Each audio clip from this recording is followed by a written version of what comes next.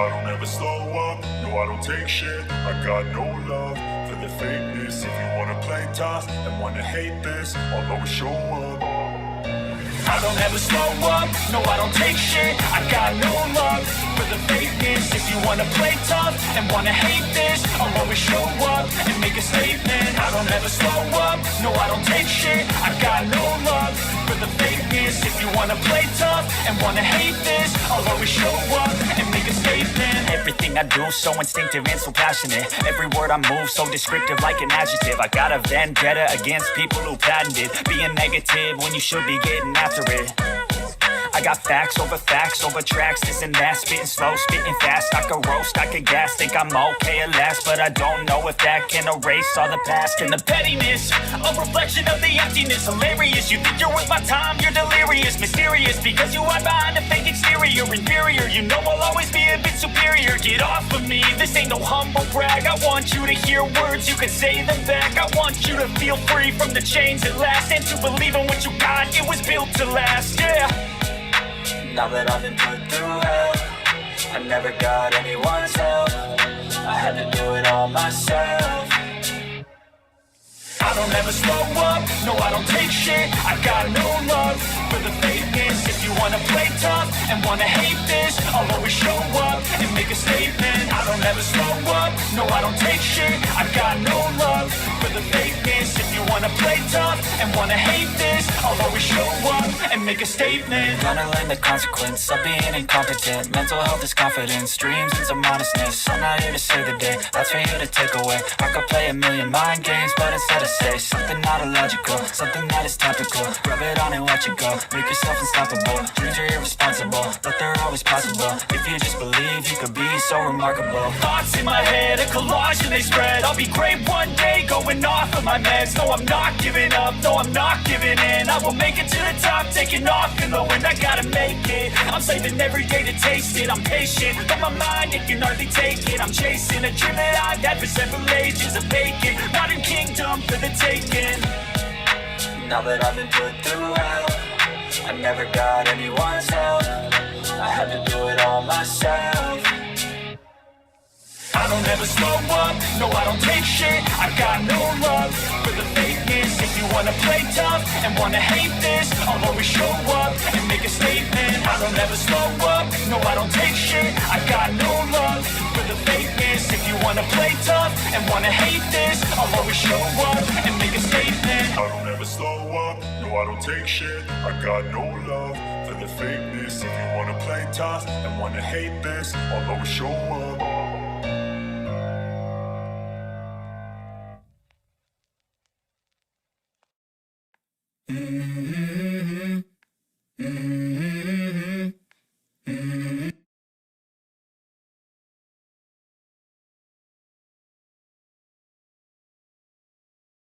Oh shit. Alright boys. Just a little heads up. Fuck is my oh well I guess. I can't find one of the remotes for the lights.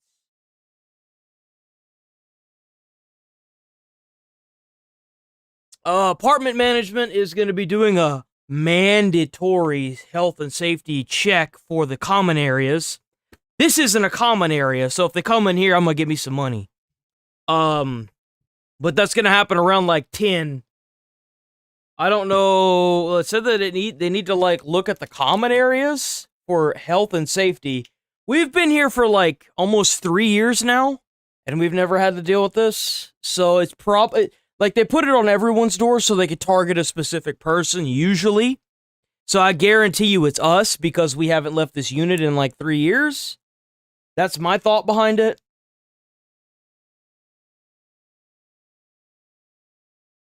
Which is fine, because I'm a little bit of a fucking neat freak. I don't care. I just don't want my shit to come up missing. And I don't want somebody going in areas they didn't clearly define because I want money. Okay. So, probably around like 10 or something like that. If I hear some shuffling around out there, I'm going to probably investigate. So I'm going to have to keep one of my earpieces off. So apparently this game is doing really well. Apparently it's really good.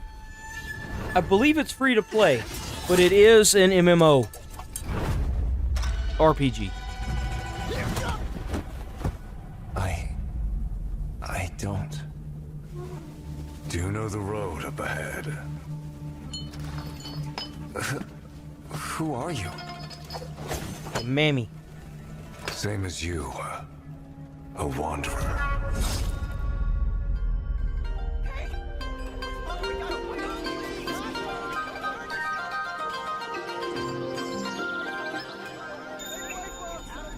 A guest in dreams. Yet unaware.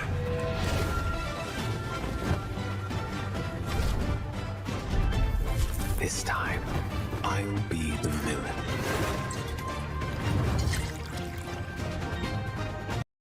I have an entire segment specifically for Black Ops 7. Don't worry. You have seen some shit talking. I'm about to light their shit on fire and put it on their doorsteps.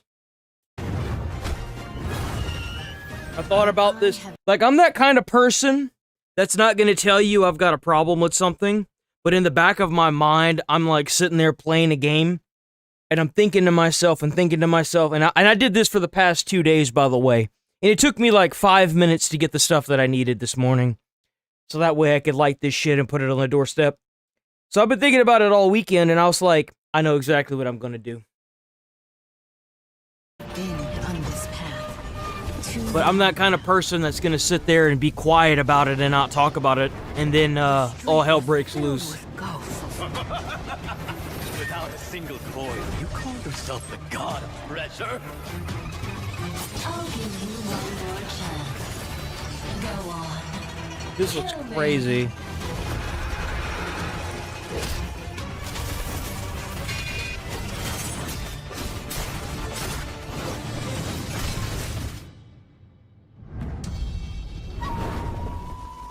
Hold up. If I don't go back, what'll happen to the others? Mere Anne. Such an unseemly struggle.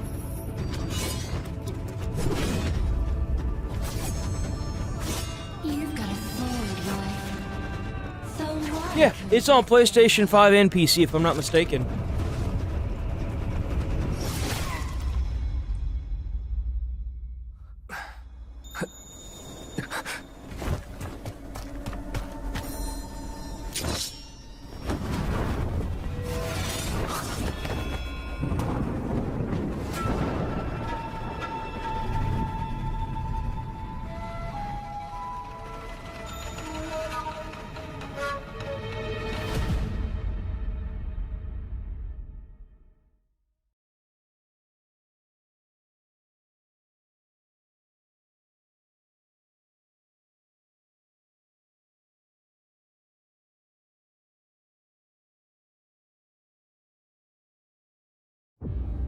This is GSAC Dedicated Officer IS.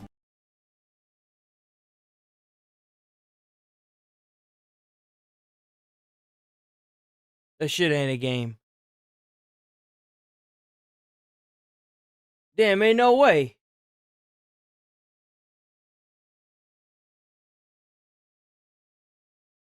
Alright, let's get it. We was just talking about the Call of Duty stuff. So we got an IGN review of Call of Duty Black Ops 7. Keep in mind that the reason why some of these games journalists gave Arc Raiders the current, I believe it hit 500,000 concurrent players over the weekend, this weekend. They gave it a 2 out of 5 stars because it had AI voice actors in it. Call of Duty also came forward and said that they did, and it still got a better score. Gave it a 3 out of 5. Now, I don't know what IGN's going to give it, but just based on that, I've already biased. More smoke out.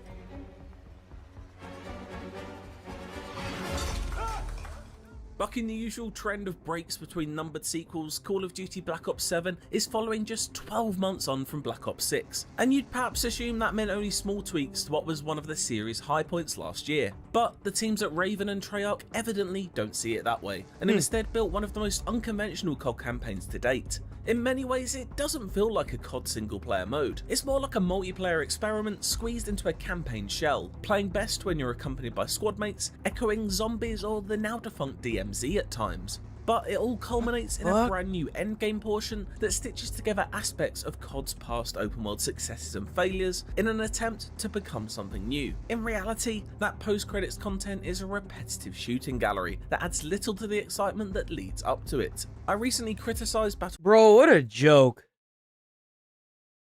Battlefield 6's single player for playing it safe and not taking any risks. And to Black Ops 7's credit, the same can't be said here. The problem, however, is that not many of its big swings hit, resulting in one of Call of Duty's most intriguing yet flawed campaigns. Big surprise, another flawed piece of crap campaign.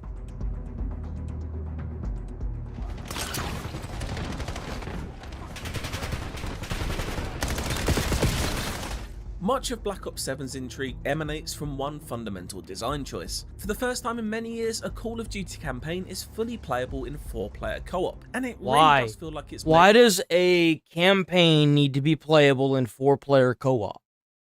Why does any campaign mode for any game need to be 4-player co-op? Why? It makes no sense. With that in mind as the preferred method of play. This comes with both positives and negatives. Teaming up with friends is good fun, with fighting big bosses that have multiple weak points to fire upon simultaneously, or stealthily working through an enemy area tactically, both coming with a good deal of satisfaction. Nice and quiet.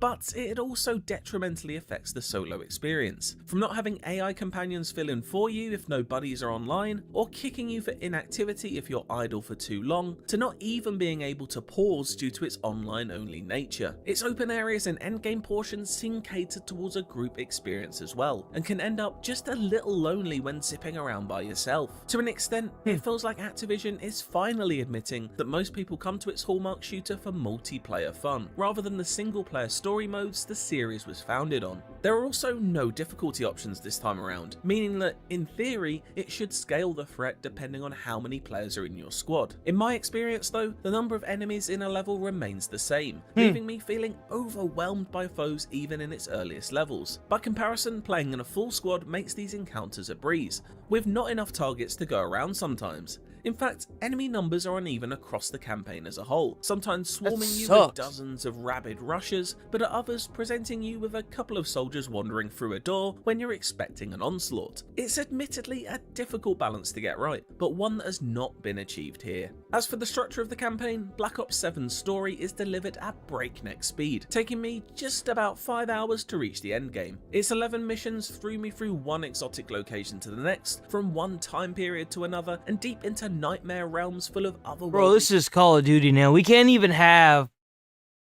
World at War.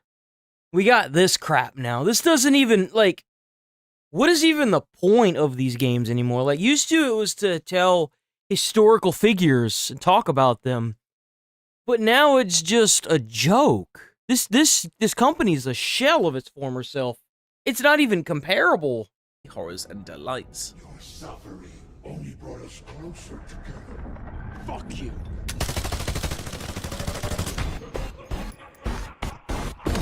Call of Poppy. The year is 2035, and new threats are here to instigate a global collapse once again. The re-emergence of Black Ops 2 villain Raul Menendez thrusts the playable unit Spectre 1 into action and soon has them facing off against an evil tech company called the Guild. What follows is a set of missions that throws you in and out of reality thanks to a fear toxin being weaponized by the Guild, led by Kiernan Shipka's Emma Kagan, who is trading in Mad Men for Mad Mechs here. Initiate testing sequence.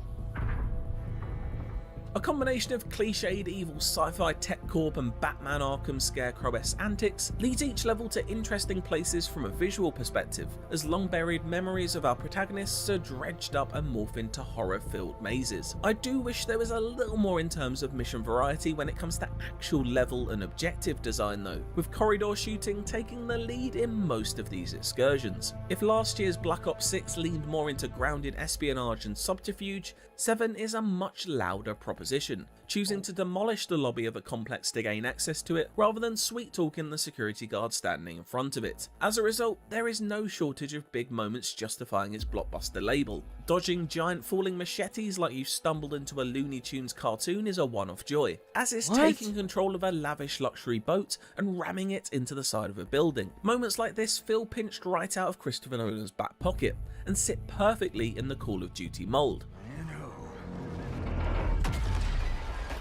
Bro.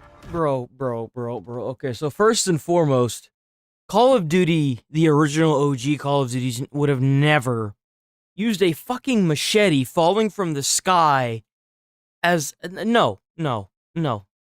Absolutely not. Absolutely not. They used to base their content off of historical, factual battles that happened, like D-Day, how they stormed the beaches of Normandy, the Big Red 1, like, you can't, no.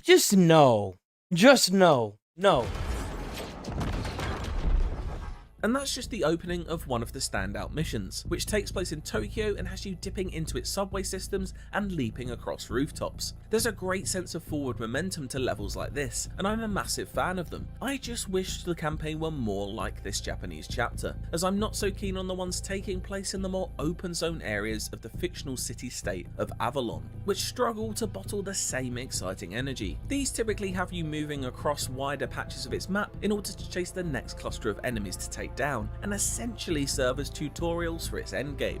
In fact, much of the time, it doesn't really feel like a Call of Duty campaign at all. Yes, it has the militaristic hallmarks, but borrows just as much from horde shooters like Left 4 Dead and its own in-house zombie modes. It makes for an uneven set of missions, some of which really don't work for me. I never thought I'd hear that. Zombie modes in a Call of Duty campaign.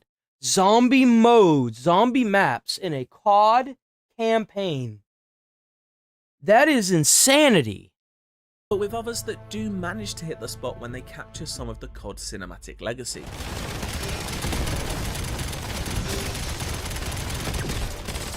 As you might expect, the gunplay is snappy and satisfying, with SMGs delightfully ripping through armoured enemies and sniper rifles really coming into their own and popping out bits of brain in some of the campaign's open areas. The firearms are supported by a fantastic selection of skills and gadgets too, with kill streaks making their way into single player, such as the joyously destructive War Machine, allowing for quick mob cleanups.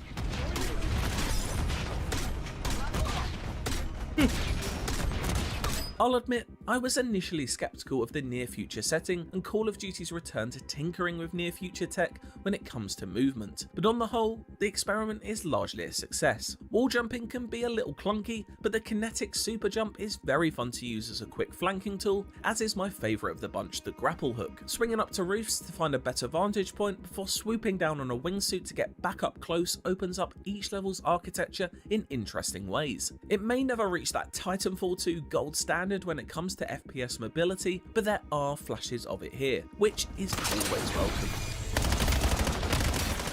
This desire to experiment also carries into its approach to boss design, which is by no means revolutionary when it comes to FPS campaigns, but a relatively new thing for Call of Duty. Bro, that shit's in a COD campaign. Each have its own gimmick. What is that shit? All ultimately come down to draining an oversized health bar while dodging projectiles. In fact, enemy variety is quite impressive this time around, with human, mechanical, and hallucinatory foes offering different threats that challenge you at all distances. Guild forces include a robot army, as well as traditional militia types such as the machine gun wielding raiders, colossal armor plated titans, and other NFL team adjacent units. Yes, most can be handled with some well aimed assault rifle fire to the head, but there are more effective ways to deal with them if you choose to explore your arsenal.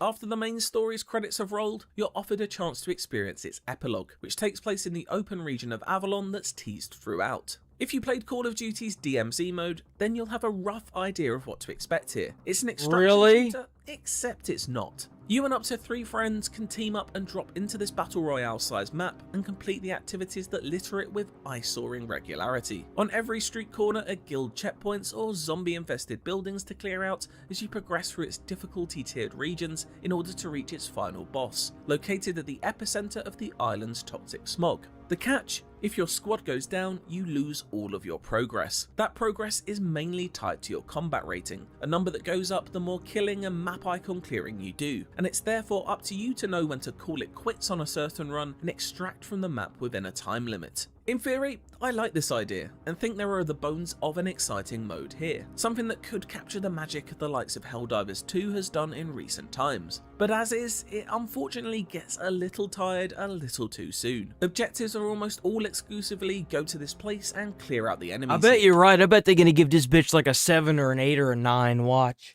Which I understand is part of the fundamentals when it comes to shooters. They give they give Concord a 9. And something that mirrored the minor puzzle solving sections of the main campaign, or at least clever uses of the gadgetry it introduces. All semblance of interesting level or mission design is traded in upon entry here for a few hours of relatively mindless shooting in order to watch. I want this to sink in. We're just scratching the surface of this. Later on today, we're gonna go into the Indie Game Awards, and you're going to see how the Indie Game Awards aren't even going to be given to indie games. Numbers tick up. In some ways, it sits somewhere between the campaign. A lot happened over the weekend. Zombies in its design, but frustratingly borrows the least interesting aspects of both, neglecting the mission structure and mystery solving that each mode thrives on. It results in a reasonably enjoyable, but not essential second serving to the campaign. And don't worry if the endgame doesn't sound like your cup of tea or even sounds a little daunting, the ferocity of its bullet sponge hordes can get overwhelming in its latter stages, especially when heading in solo. The story does wrap up satisfyingly enough beforehand for it to not feel like you're missing out on an ending completely. Well, no need to rush things. I've got nowhere else to be, and you've got nowhere left to run.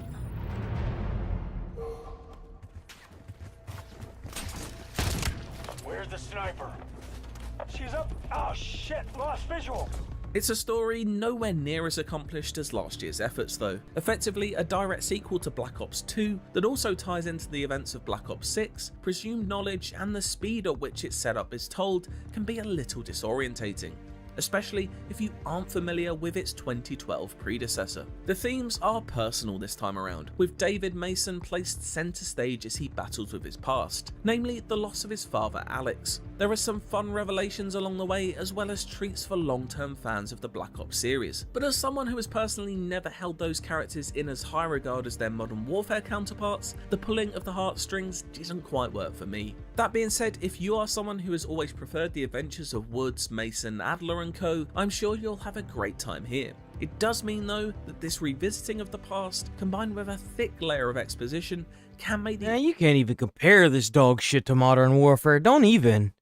Anyone who played the Modern Warfare campaigns, they know. I've played them. They were so good. Dude, you can't even compare this trash to that. It's not even in the same league. What? Early hours of the story relatively impenetrable for newcomers. Don't give a flying fuck how many characters they try to bring back to sell this slop. I'll never fucking acknowledge its existence. So, I'd bear that in mind if you're coming in fresh. Stop looking backwards, David. What matters is what you do next.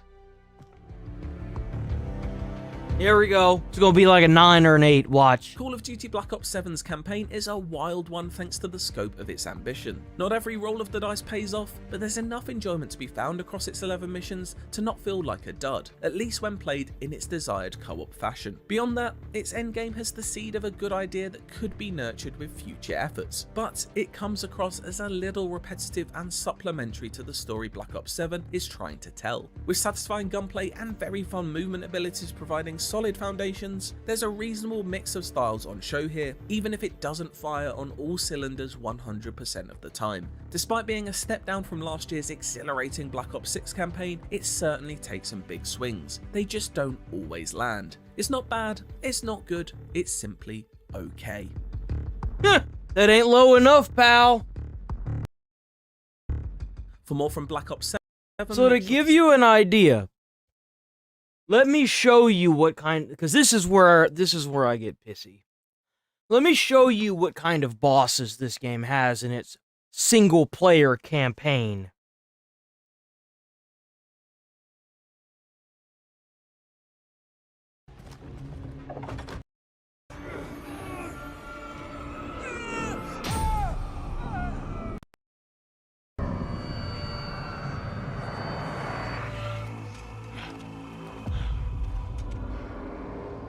What was that?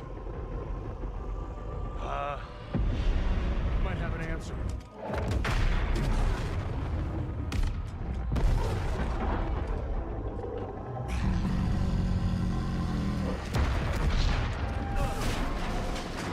Maybe we can poke this out.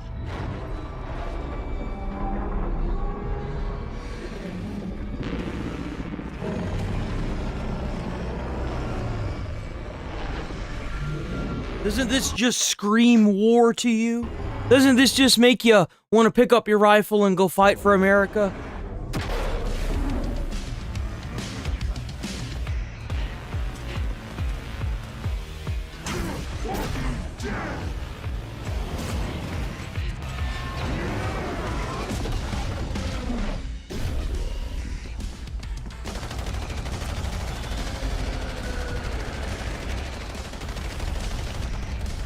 This is a joke. This is actually a fucking joke of a game. Look at this stupid shit.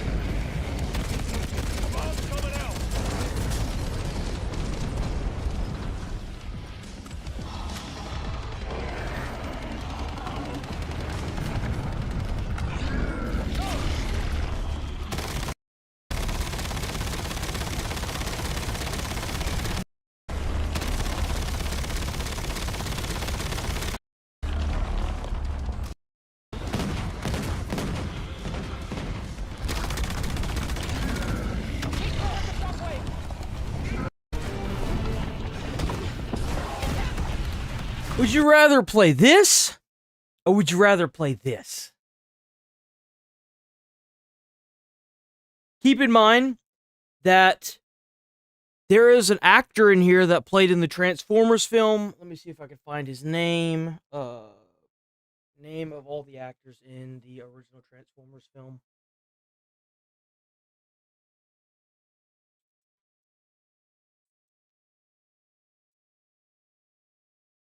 Josh Duhamel? Duhamel? He played as the, like, lead military guy that was kind of like... He was just kind of in it, you know, the story kind of followed him a little bit on his tour to Iraq, so... It starts with them, his group is a group of guys... And he's in a lot of the actual... I think he's all the way through to Dark Side of the Moon? He played in other stuff, but that's mostly where he's from. So the main campaign of Call of Duty has this guy as your, like, major, or your corporal, or not your corporal, you're like... He's telling you what to do, like your captain. So... Now or never. Hey, I wish I was coming home to her. Yeah, just wait till we hit Paris. Seems like a long way off. Remember, no digging in at the shore. Gotta advance. You need to stay low and do not bunch up. Stick to your training, you're gonna make it through. I'm proud to lead you fellas into battle. Anytime, anywhere. All right, give him hell, boys! The beaches are supposed to be flattened, right? Sound scared, Private. No, sir. You should be. This was released in 2017. This, you haven't even seen the brink of it yet. This completely dwarfs anything that COD has made in the past 3 or 4 years. Daniel, got a light? Sure thing.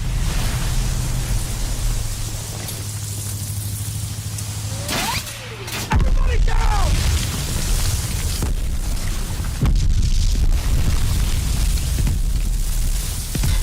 Watch out!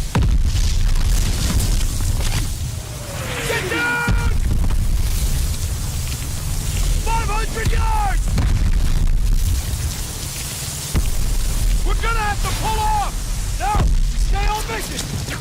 saying? We must have drifted! I can't see the landmark! You heard the lieutenant! Full speed!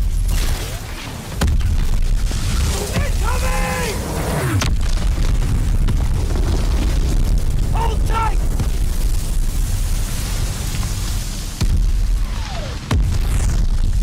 God damn it! 200 yards! 20 seconds! Same plan! Get to the seawall! Get the Bangalore to the wire! Fast! That's the actor right there. Ready! Here we go! Drop the ramp! There's no cover! That was an order, goddammit! Drop it!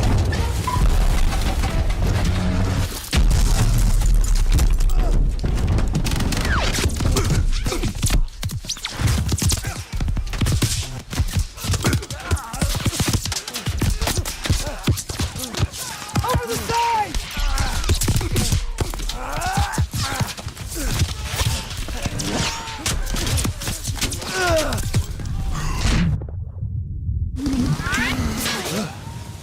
Get your head down and keep moving! Daniel! On me!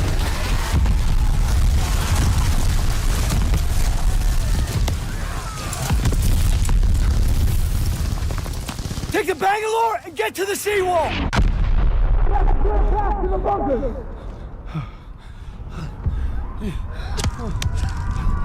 Daniels! This is what you trained for! Now pick up that banger!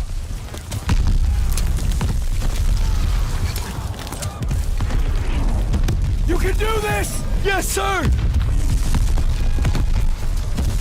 And you want to compare... Jesus. You want to compare this to that dog shit they fucking published this year? No. Hell no, bruh.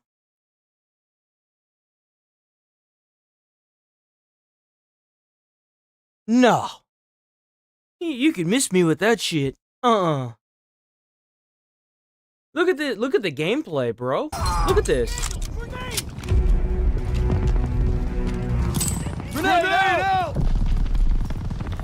Sure, it looks a little clunky, but I would rather play this game than that other bullshit any day. Any day. Thanks, bud!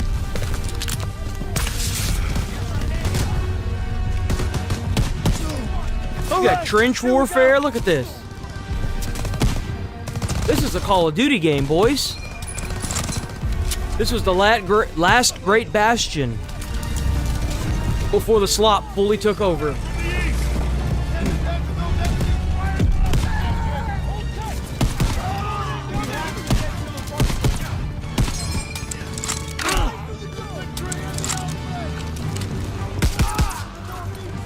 Marking the target area!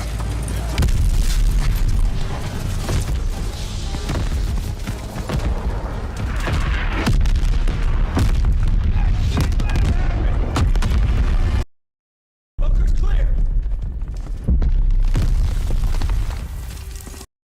In the bonnet!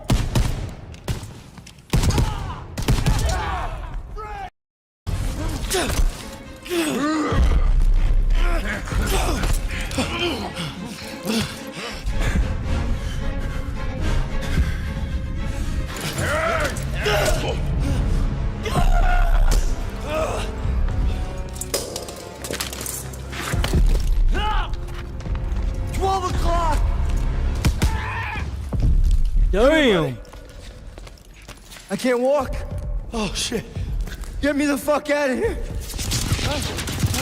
We're gonna get you out of here. Stay with me.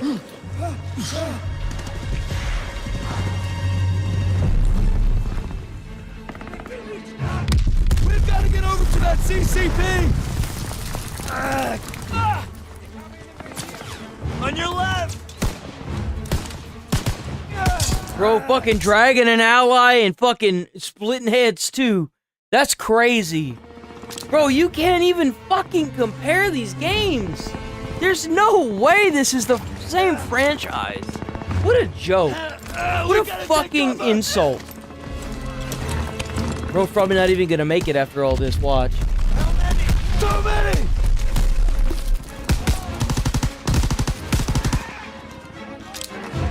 We're clear! Come on! You call that fucking clear?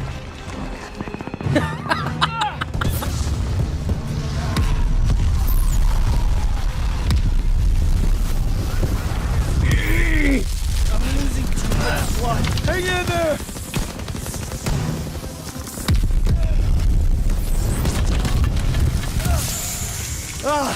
Keep your head down! You get them! They keep coming! I'm out! Watch out! Got the son of a bitch. I don't remember this. I really don't. I played this game, but I don't remember this. I wonder if he makes it. Fuck! Oh, an aid. We can get down here! I got you! Bro, as far as I'm concerned, this man can go catch a fire with me any day. Bro's a fucking legend. Holy shit! God damn! And you know what's crazy is that they made movies about people who have done similar things. Look at Hacksaw Ridge, like... Bro, it's crazy to me to think that there are people out there that are able to do this. Damn! Oh man, I'm bleeding out. Just keep pressure on it. Almost there. Come on up here, move! Got the sons of bitches. Okay, stay with me. Medic! I need morphine.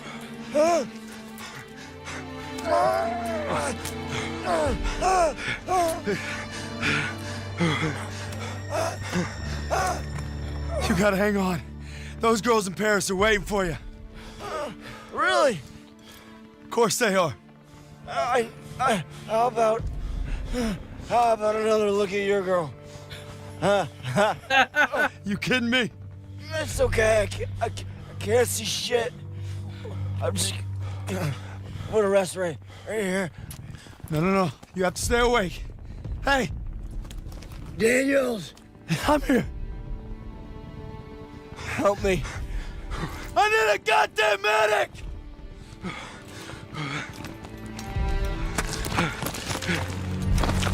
I got this! Go!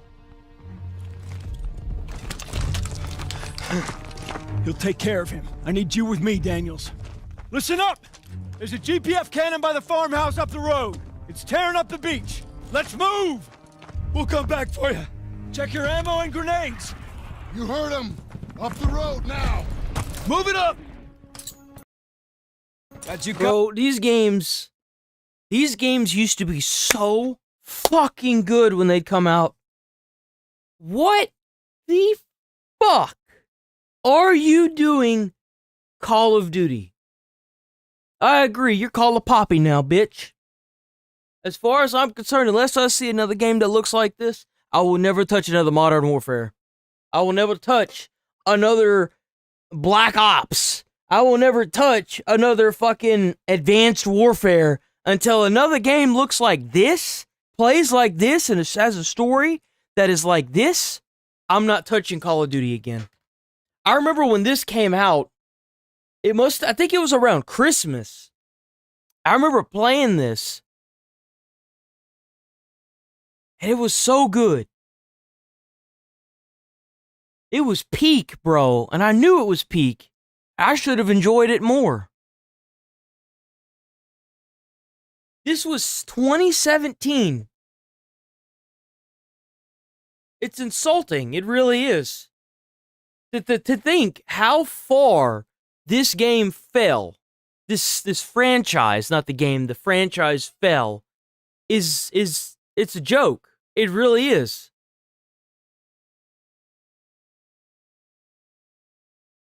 It's so upsetting.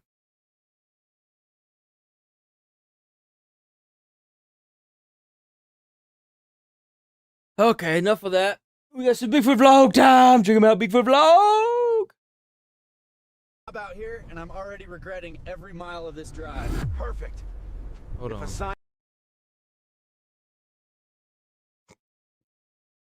says no, my dumb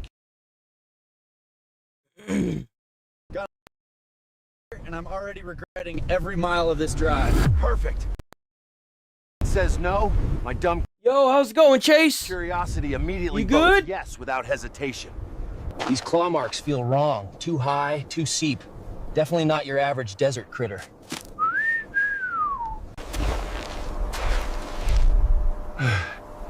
I don't like when the ground shakes before I even know what's following me.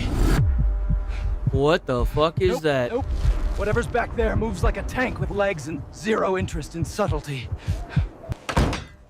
Great. My first nap and I'm already barricading myself like discount horror movie Barricading. background character. Barely slept. Whatever stalked me stayed outside all night, pacing like it claimed the land. Those aren't paws, they're almost like plates really? pressing into sand. Does it have any copyright What stuff in it, creature does even it? walks like this? Something tunneled here recently. And judging by the size, it's not sharing space politely. Oh, and Some CapCut. campers CapCut's a ran great, fast. great tool. Either from heat, or from something that didn't like visitors. Drop the link in the Discord, I can check it out. Didn't see details, but that thing definitely had a tail longer than my patience. That's new. Great. Something large sampled my Jeep like it was a snack wrapper. Bro, I ever walk up to a vehicle and I see that on the vehicle? Shit. You're gonna have to be... I ain't gonna be sticking around that bitch. I'm gone. I'm out of there. Sampled my Jeep like it was a snack wrapper. These bones are fresh. Something powerful bites clean through without hesitation. Trap! Want a custom shout-out, birthday wish, or roast from me? Head to Cameo, link in the description, Jay. I'll make it legendary. Don't forget to smash that subscribe button and hit the bell for more. I've seen documentaries. This shape screams predator waiting underneath for dinner. Okay, that dune moved on its own. And sand doesn't do exercise without help. Sand doesn't do exercise without help. Oh! That was a stinger. A big one. I'm officially dealing with something I shouldn't chase. Mirage or monster. My luck always picks the option that ruins my day. Yo, low-key, bro's onto something there. I know that feeling completely. I completely know that feeling. Engine's still warm. Whoever owned this ran less than an ounce ago. That's worrying. Less than a what ago? Whoever owned this ran less than an ounce ago. Ounce ago? That's worrying. That's not coyote, not bear. Something huge is living right below my boots. There. That tail again. This thing is hunting me like I'm trespassing on its kingdom. If I'm staying out here, Bro's making a sword. I'm not doing it empty-handed. Bro's making a sword. Or Place he's that making a beside spear. me. Something big walked close enough to shove it away. Great. Great. Exactly the creature I never wanted to meet in real life. If that thing comes from behind, I'm basically stuck like a popcorn kernel. Move! Move! That stinger almost skewered me like a Halloween decoration. This thing climbs? Seriously? I need higher ground and a better life plan. It hates fire. Good. I finally have something it doesn't instantly overpower. It's watching me, learning me. That's what That's a predators big-ass do when scorpion. they strike smart. Please let gravity solve this problem, because my arms aren't beating nature today. That didn't work. It's fast. Way fatter than anything this big should logically move. Water means I can survive another day. But so can... Look at it over whatever there. hunts me. It's tunneling everywhere. This whole desert is basically its underground freeway. Oh! Goes Mac. If I can lure it Bro, into those one eyes. Those derpy ass looking eyes. If I can lure it into one spot, maybe I can outsmart something 10 times my size. It'll ugly, risky, and probably impossible. But it's my only real shot. Broken cars everywhere. Perfect. Everyone else's trash becomes my survival plan.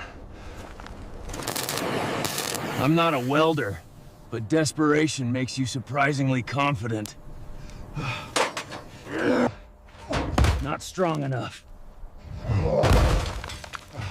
That creature would tear through this like noodles. What the hell? Why would there be a cage like that out in the middle of the desert? What the fuck? Literally, I'm building a predator jail. If it can't see me clearly, maybe I should survive the night.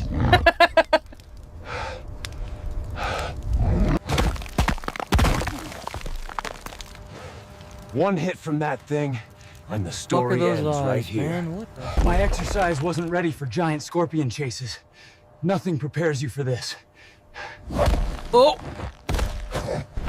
Just break the stinger off. Okay, it roars now. Great, more nightmare fuel. Yeah, that's pretty bad. Bad weather equals good cover. Maybe I can finish the trap tonight. It's done.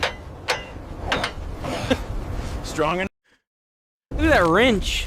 It's done. What kind of wrench is that? Strong enough? Probably not, but it'll have to be. Smell this, you oversized nightmare. Tonight you walk into your new home.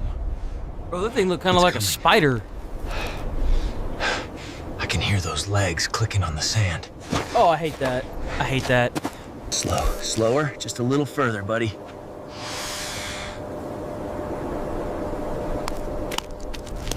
Gotcha.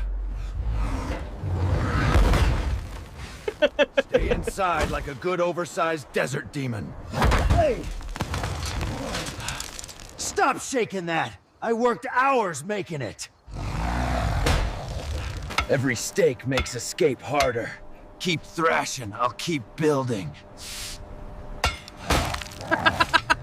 Its eyes look smart. Like it's planning a revenge tour.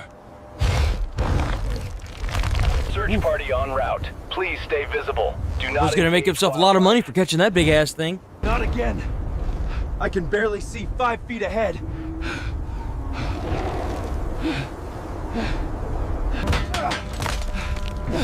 Uh-oh. No, please don't break that bar.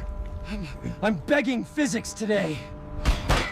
If this holds, I might live long enough for help. Long night ahead, but I'm not letting this thing loose again. Yo, that thing is awful. I hate it. I trapped it, but is keeping it alive a worse idea? Oh, trust me, I got that pulled up too. I got Jack Dorothy. I got Broccoli Boy pulled up. Don't worry. I'm here to understand. Fucking moron. Rescue team finally in. Of course, that idiot would crash out in a freaking Lambo and then like get himself arrested for drug charges like a fucking fool in Florida. Bound. About I got that pulled up. Don't worry. Desert. Nope. Absolutely not. What the fuck? 1 was bad. 2 is insane. Bro, that's calling crazy. For the other one. This is escalating quickly. Why does the thing have an eye on its wall? The other one. This is escalating quickly. That's spooky. Finally!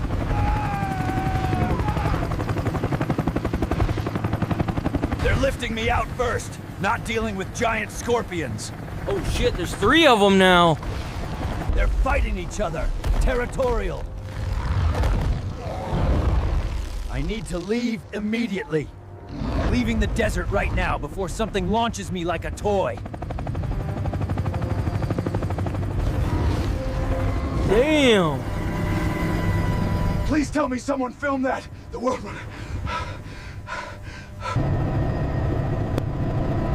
Goodbye, desert. Ever returning without a tank. They're stunned. Turns out nobody expected giant scorpions, despite the warnings. Oh, they're labeling it a rare species and Closing the entire desert region immediately. I left for a simple challenge, ended up discovering your worst nightmare. The footage is in save. Proof of something the world never Sweet. documented. Can't publish yet. This footage is bigger than entertainment. They want time to study the eco. Final notice what? Oh God. Oh. Alerted, no public.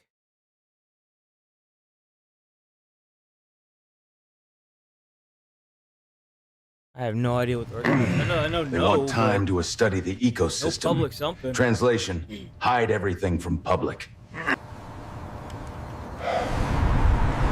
We'll be thinking about those things forever now. This late? Either delivery or trouble.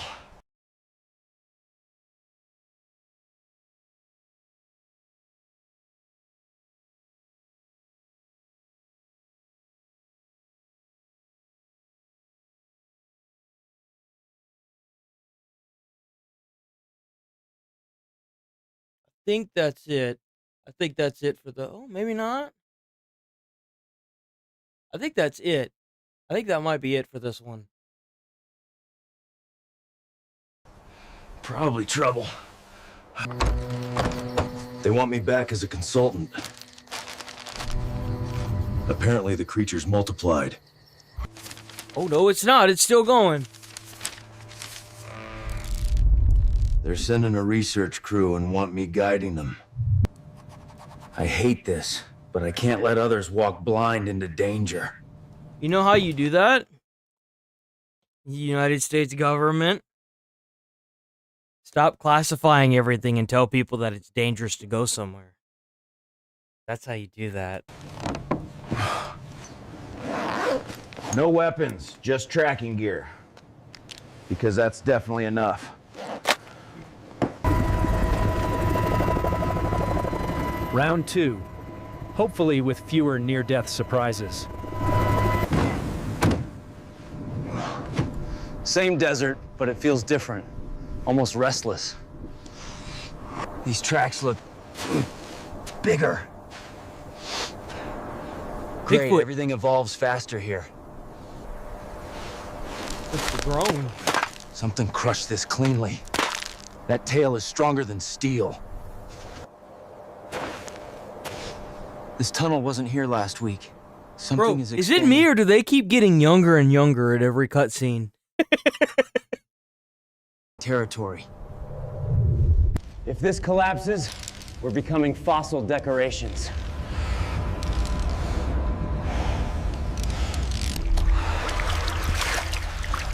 This nest holds eggs.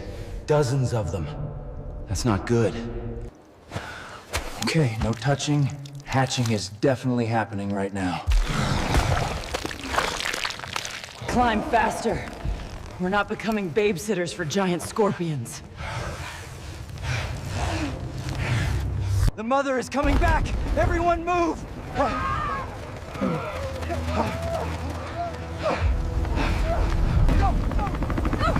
Go! Before that thing reaches us! Yeah, I don't like the scorpion's eyes, I'm not gonna lie. They freak me the fuck out. That eruption, it's enormous! We barely made it out! My heart's still racing. What was even the point of that? Were you there to, like, kill the kids, or, like, what? Because, like, I get if it's just for information, if they went there to see if they're reproducing, that's one thing. But if you went there to stop them, the only way you're actually going to stop them is if you, like, killed off all of one kind, like either male or female. I'm like, what's going on here? I'm confuzzled. This place keeps delivering horrors. They're planning immediate quarantine. That desert must be sealed. What, there's triplets now? Oh, no. I'm sorry, that was right. Part of me still wonders what else hides under that sand. Big ass anaconda, big snakes, sidewinders. Before anyone asks me to go back. They're burying everything. Public won't hear a word about these creatures. Do I upload this? Or pretend none of it happened? Upload it! Oh. Wait, what did that say?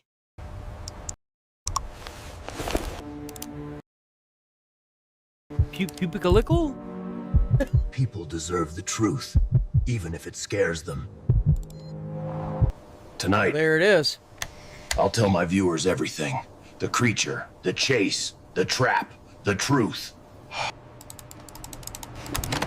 It's There out. it is. Whatever happens next, at least the world finally knows. One less place I'm going to. A fucking desert. Let me see. Let me pull up Discord real quick.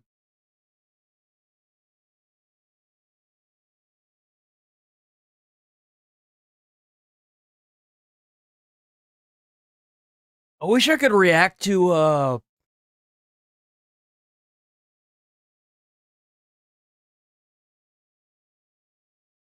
South Park stuff, cause like if it, dude, they got that shit on lockdown.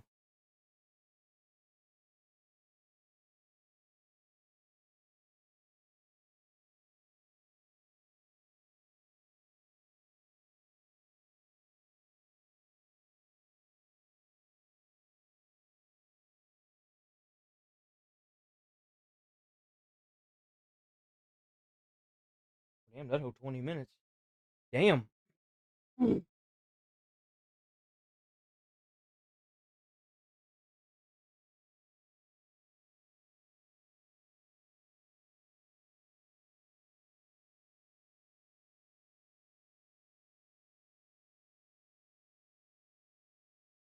Actually, you know what? Instead of opening up a new tab, what we're going to do is this. We're going to kill that. We're going to open this. We're going to go over to history. Right. In Auburn tonight, where that Halloween vandalism spree is now torn through. Listen to me, I see him.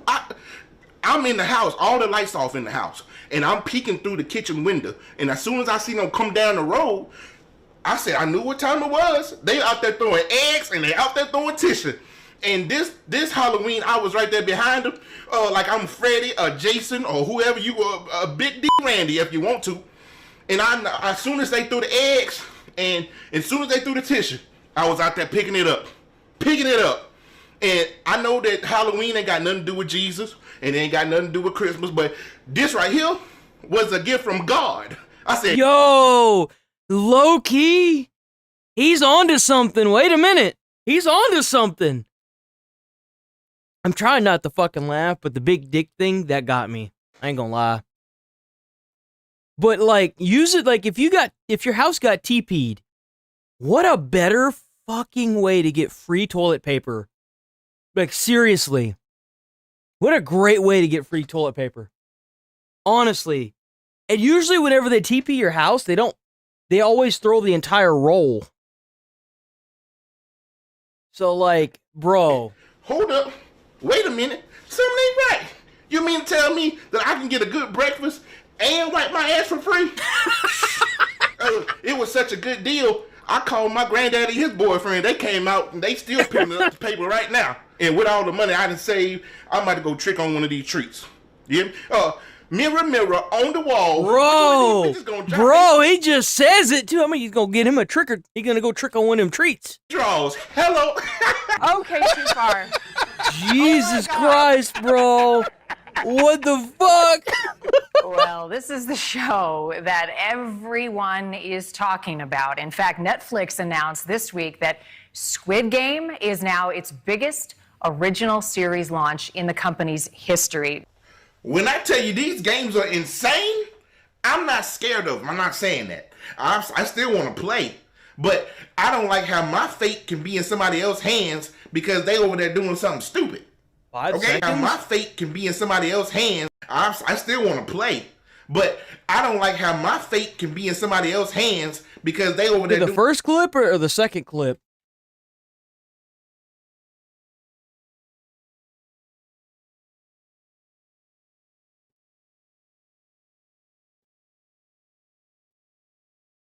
Doing something stupid. On the wall, who? Oh yeah, I heard him say that. You gotta strategize, people. Now, let's just say hypothetically, somebody was to take me against my will and make me play Russian roulette and rock, paper, scissors for whatever reason. How about me and you keep choosing the same thing over and over, and maybe he'll get confused and frustrated enough just to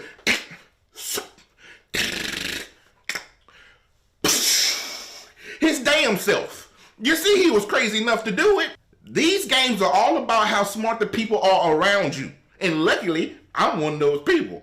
Because on this edition of the red light, green light game, they listened to me and they got in that line. So I don't know how you say thank you in Korea or whatever the hell it is. Ni hao. I actually haven't seen Squid Games. I need to see Squid Games. I heard really good things. They came out and said the second game was going to be a physical game. So now everybody going to avoid me like the Black Plague.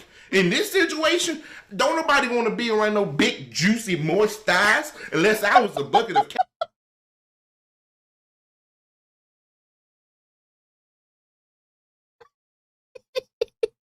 Them big, juicy, moist. AFC. Bro, I bet he be sweating up there so bad he got swamp ass. Bet. And they would be right, because I'd probably be tired before the game even started. Bro, you all stressed out and shit. You out there in the burning hot sun, fucking sweating up a storm, worried about dying and shit. I bet that smells stinky. A trick up my sleeve. You see, I'm gonna go right over there to Thanos, and I'm gonna take one of them Infinity Stones. He got one to speed you up. I bet you he do. So I'm gonna take one of those. It's gonna give me that energy, and I'm gonna be going across the finish line, and I win. And the third game, which is the merry-go-round or mingle, which is the easiest one to win of them all. All I gotta do is put some of them people under my shirt, and everybody in the comments gonna say, yeah, but that's not really possible. I say, hold up, wait a minute, something ain't right. You know how many agents I can fit in a 6X? As soon as I see the number I need, I'm putting them under my shirt, running to the room, and I'm gonna grease myself up and spit them out like a Gatling gun.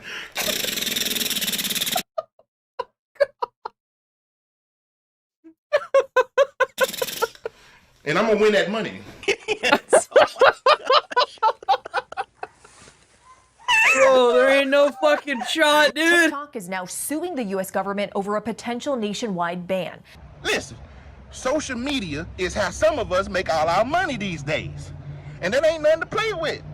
So bro, if you making money on TikTok, hit me up. Hit me up, please. I do like 1,000 views, 2,000 sometimes like 30,000 per like video.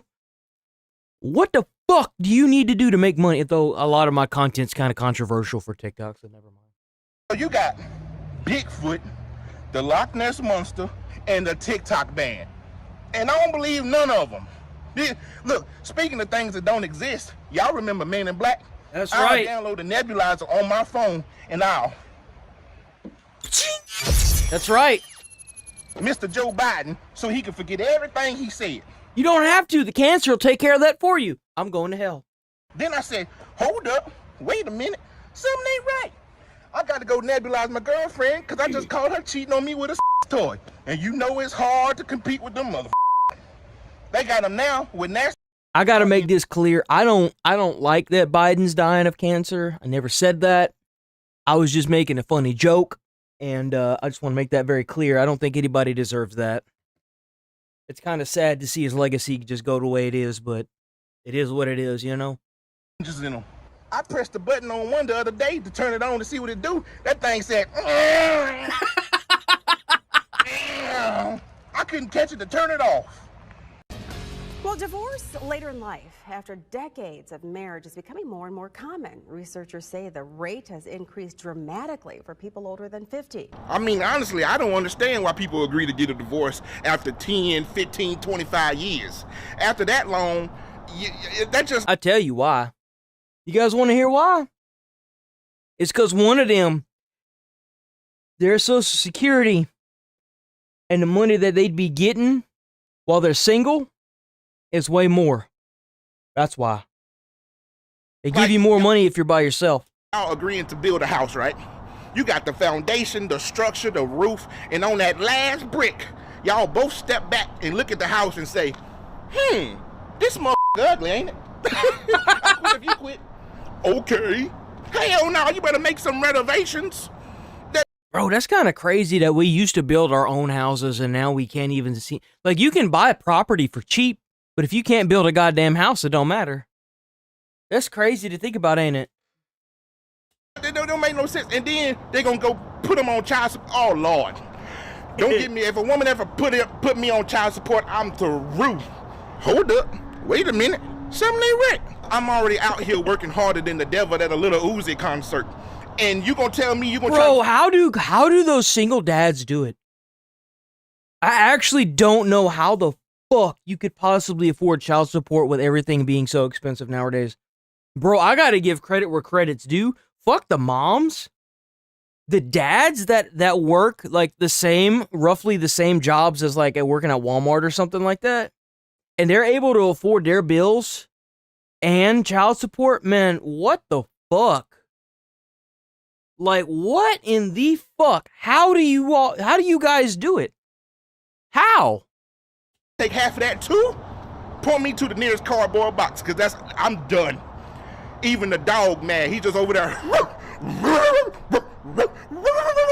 Because he don't get enough food no more. Bro, you paying child support? That sucks. And it's already crowded in the cardboard box just for me. And it's not even like a little amount either. Like, they take a lot of fucking money. Like, $800 a month is fucking rent, bro. Like, $800, $500, that's fucking rent. That's a car note. Like, that's a car note on a brand new car. I was paying $477 for my fucking I think it was a 2024 Nissan. Is it a Versa? I think it was a Versa. I was paying like $499 a month, or no, $470 something a month. Like, I'm thinking about stuff. I'm like, you guys got to make double the amount of rent just to pay y'all's damn kids. How the fuck do y'all do it? How? That shit's crazy. So you telling me I gotta literally put your dog ass in here too? Oh, it's gonna get too hot. and the only air conditioner we gonna have is when I open up the side of the cardboard box to let the car exhaust pass through. And I'm not doing it. We're coming right back. Hold on, give me a second.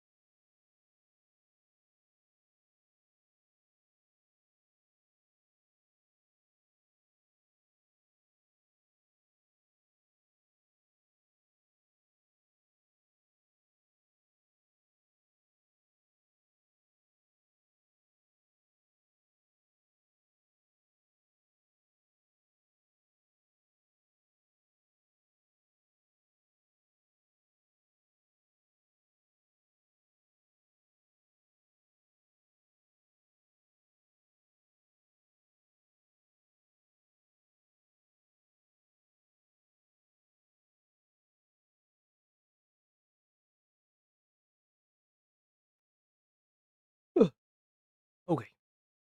We bake. 9:40. They might be coming around any time now. Well, developing here at home, an interstate inferno. A tour bus going up in flames on I-595, forcing those on board to evacuate and wait right there on the side of the road. This morning, we're hearing exclusively from one of the passengers. That's more reasonable when you forced to pay like $250 a month. Like, that's reasonable.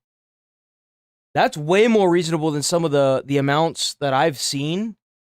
That's so much more reasonable. Who escaped this inferno? Listen, I'm on this bus from New York City all the way down to Louisiana. Damn, it has changed. $400? That's not bad at all.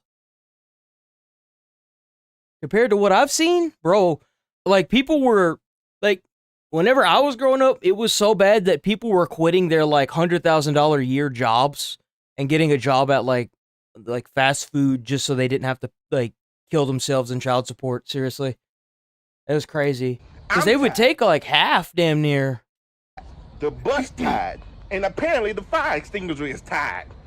Everybody yelling and screaming at me, get off the bus, get up!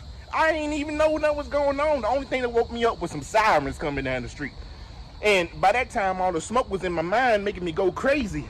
So I'm thinking there's two big-ass cats coming down the street. All I heard was, meow,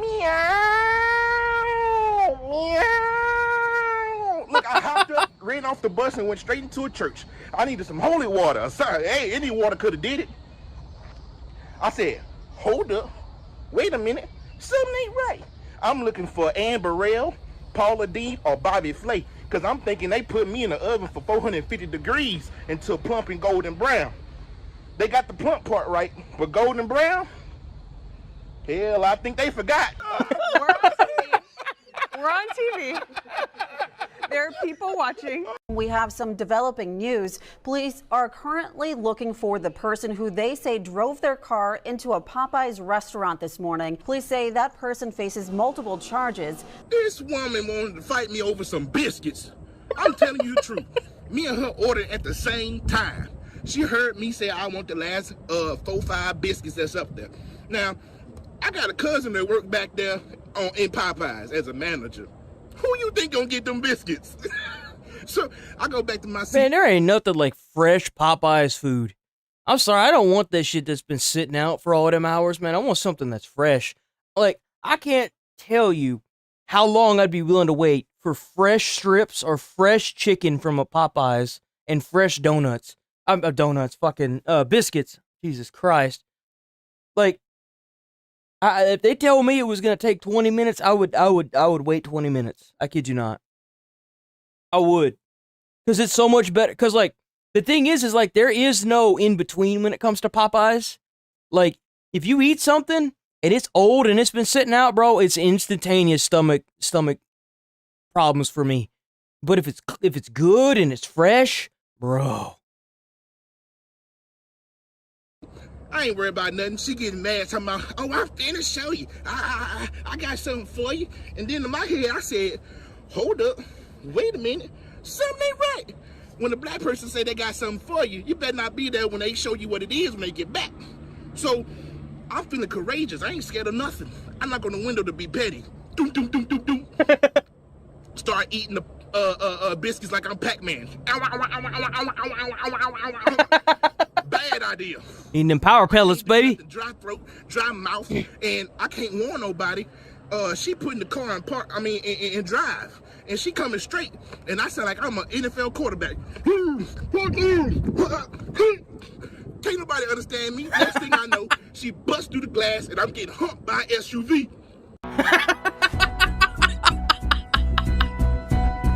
You get humped by an SUV. We got nothing today, you know. It's me, Big Bounty Bob. Now, I'm the only big bounty hunter out there, okay? You don't ever see nobody else this big going out and catching people. We got a case today. Josephus Barnes. Josephus, I ain't hear that in a long time. But he known to be around here somewhere, so we just gonna try to name Josephus. What a fucking name, bro. Find out where he is, get him back to the jail, man. Thanks to an anonymous tip, Big Bounty Bob finds out that this is the last house that Josephus Barnes was seen.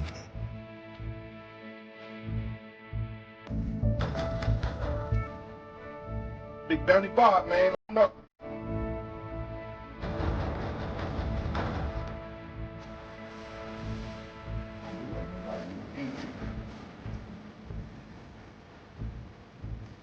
It look like a crack house or something, man. I don't know.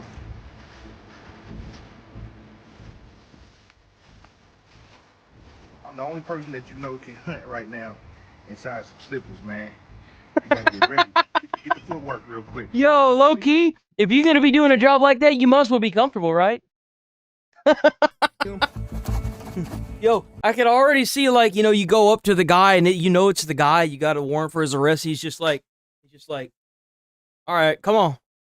Here's the handcuffs. Put them on. Just put them on. Put your handcuffs on, man. Oh. Here's something, man. I know somebody definitely here, but I just don't know where they at. I don't smell nothing to eat. They ain't cooking days. I can smell it. I believe that he could actually do that too. See, sometimes I'm like a bat, and you can it's like an echolocation. Like dolphins used to talk to each other, whales. I can smack my stomach, and I can tell what type of snacks have been around. So, Dude, the noises too. This guy's cracked. Come on, man, open up the door. I know you in there, Josephus. Come on, man. Josephus. Alright, y'all back, man. I'm about to open up this door with my stomach. Don't do it. We don't know about this. This is one of my You gonna do the belly buns? You gonna bunch it with your belly? Some don't open, some, most of them do. Watch this.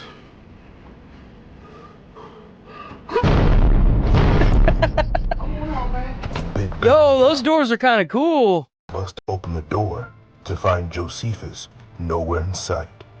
This could be his last chance to find his suspect.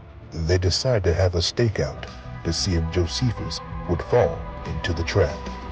We've been sitting here waiting for I don't know how long, man. But he's gonna pop up soon. I know it. People like this always have a routine. Oh. Oh, yeah. What the hell's he doing in there? Let's go, John, baby. Nah, man, you need the Pirates theme song whenever Depp is running. That's what you need. Dun dun dun dun dun dun dun dun dun dun dun. Come here. Oh, run!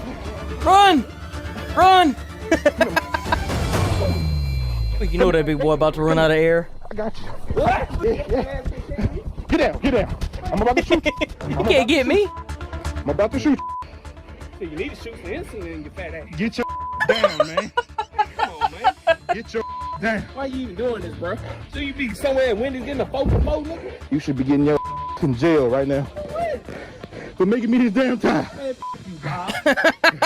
That's Big Bounty Bob. You got the big point right, nigga. Get on up. Get your hands behind your back, man. That pork can grease off me. Get your hands behind your back. Dang. The moist thighs. Snitch. Yeah, I would never tell you who snitched. Yeah, probably that work at Burger King. There y'all wings, We're gonna get you. Bro, he's completely out of wind. Stop breathing on my neck. I'm trying to catch my damn breath. I had some mojo. You heard me? Try to fight me. You seen me fighting that back then? Fighting who? Man, it's Bro, right running is the worst thing. As I've been a little heavy like that before. Running sucks. He right there.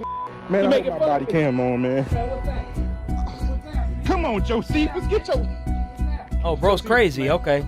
You gotta come on with me. Man, you don't see that right there, man? I don't care about him, man. I'm taking you to jail. What happened to the handcuffs? He's put handcuffs on him. What happened to the handcuffs? Everything, man. I don't know if I'm hallucinating, but man, that keep f***ing with me, man. All right, come on, man. Watch your head, big brother. I'm gonna let you sit in the front seat. I'm tired, but you know what? Go drive off. My echolocator. It's really important that y'all get y'all one of these, man. If y'all not fat yourselves, then get you somebody on your team with one of these. I use my gut to find them, man. I use my gut to find them. Thank you for tuning in, man. Big Bounty Bob. Check this out. Intruders caught on camera invading houses. So could something like this happen to you? Dave Rowe knows all too well how it feels to have his home broken into. Yeah, and see, that's what the problem was. Oh, we saw this one. Because I heard him first. I said, hold on. I said, Anne Hathaway, Frankie Beverly. Reassuring her daughter after a racially insensitive lunch option was served at Nyack Middle School the first day of Black History Month. Oh, here we go. The truth, I'm sick and tired of it all. Because I'm black, as you can see, and I'm the head of the department who gave the okay for the chicken waffles and watermelon.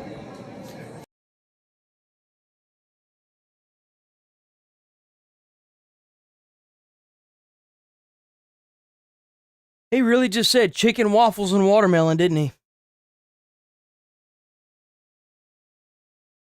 You know, all things considered, I'd probably eat all of those things. It's kind of funny. Like, I actually don't see anything wrong with that. Everything ain't got to be racist, man. Everything ain't got to be racist. Instead of Philly cheesesteak, broccoli, and fresh fruit, Aramark, the food service company that provides meals to the district, served chicken and waffles and watermelon. I couldn't eat the chicken wrapped up in a waffle, but if you give me some syrup, I could probably eat the waffles separately from the chicken, separately from the watermelon. I couldn't eat all them groups together like that, but I could eat them separately. Hard day of work, and it hit me. I said, hold up. Wait a minute, something ain't right. How come each stereotype is something that race should be proud about? You think little now, what you gotta do is you gotta give. Bro, I'm going to hell. You gotta get one for each race. You know, you got the watermelon or the fried chicken for the black people. Then you got some pho or maybe some like some dried rice for the Asian people. And then for the white people, you got crackers.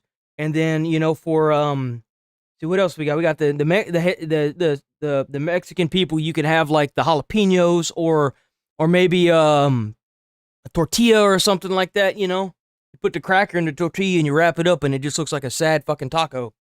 Come home, mi papi, mi amigo. My friends were saying in school that you work so hard. They say like you make 4 or 5 houses a day because you got the knowledge to do it so fast. Why? You think white little babies are coming home and saying, "Mommy, today at school they served unseasoned chicken." Unseasoned, you know? Yo, Loki, how is it that anytime you eat like food from the cafeteria that's not like a Subway or something that's in the cafeteria, that like is basic cafeteria food, it's like prison food, but sadder. Because you know what kind of food it's supposed to taste like. Like, you see the fucking chicken, you know it's fried chicken, but it don't taste like fried chicken. It tastes like air. How is that? How does that make any sense? I've yet to explain it in all my years of eating cafeteria food. But I don't get it. About us, right? Back in 2018, another racially insensitive meal was served at New York University during Black History Month. It included barbecued ribs, collard greens, cornbread, Kool-Aid, and watermelon-flavored water. But listen, come Monday, all you kids, y'all gonna have a choice of mystery meat on a stick. Oh, no. And you can wash it all down with a delicious 8 ounces of tap water. Now go ahead and tell your mama that. Baltimore City Police have charged a man.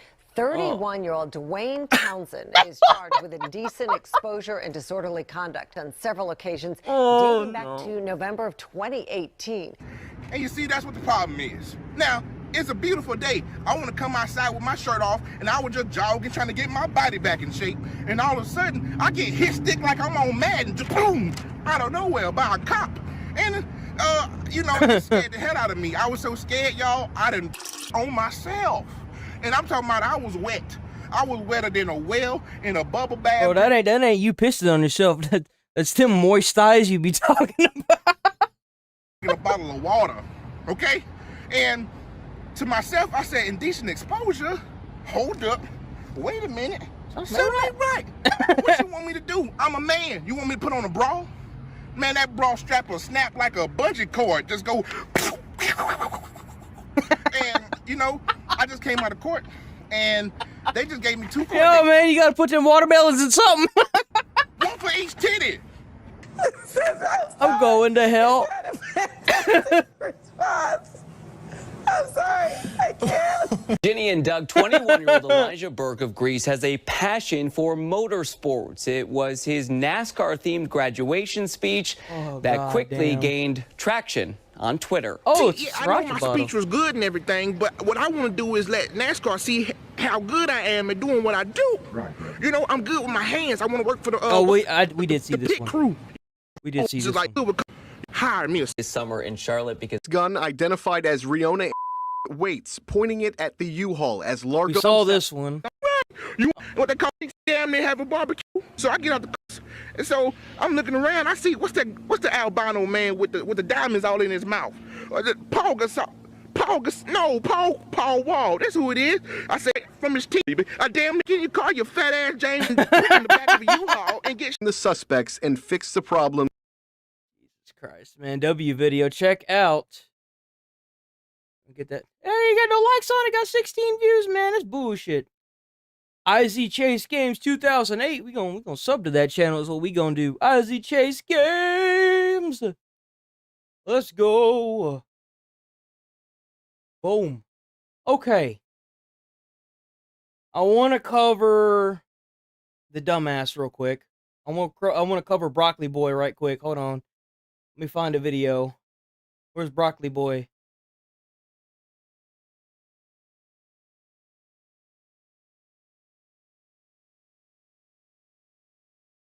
Got a lot of Epstein news, boys. A lot of Epstein. Here we go.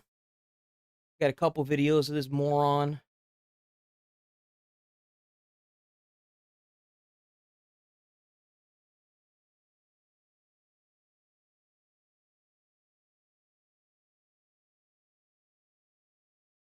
No.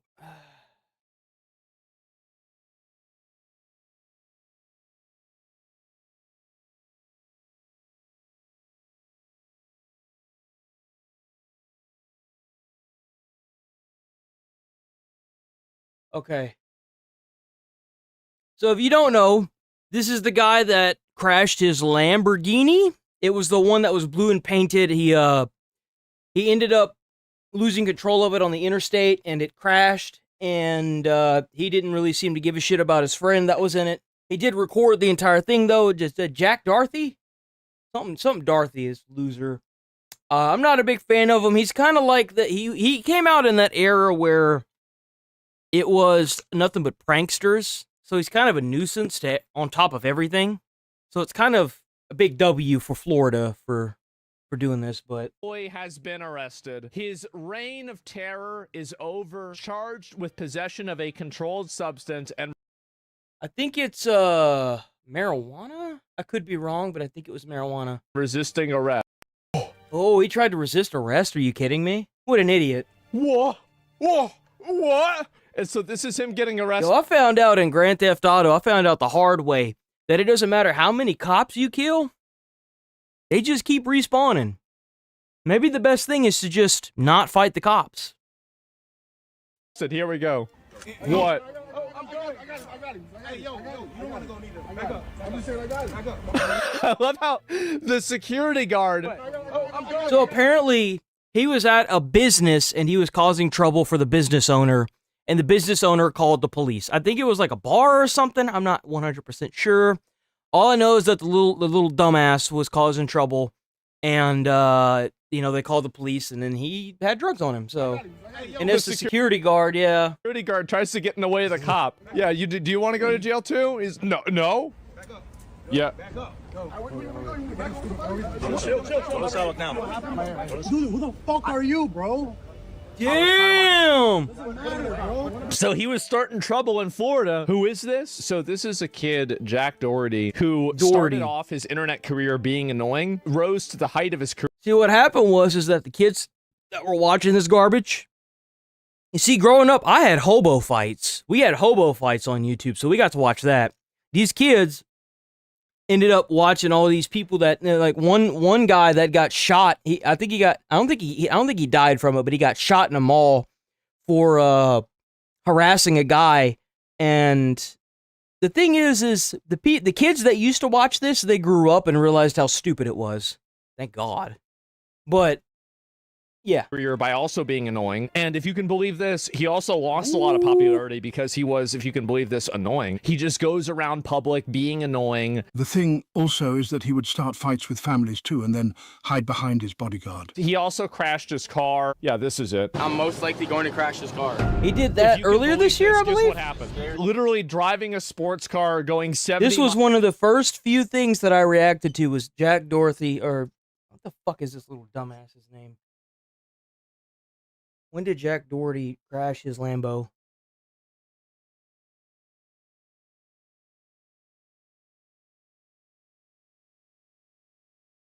It wasn't a Lambo, it was a McLaren. October 5th of last year. Ooh, I can't believe I've already been doing the React stuff for a year now. Rain is just even see where he's going. But I want to say that his car hydroplaned not because he wasn't paying attention.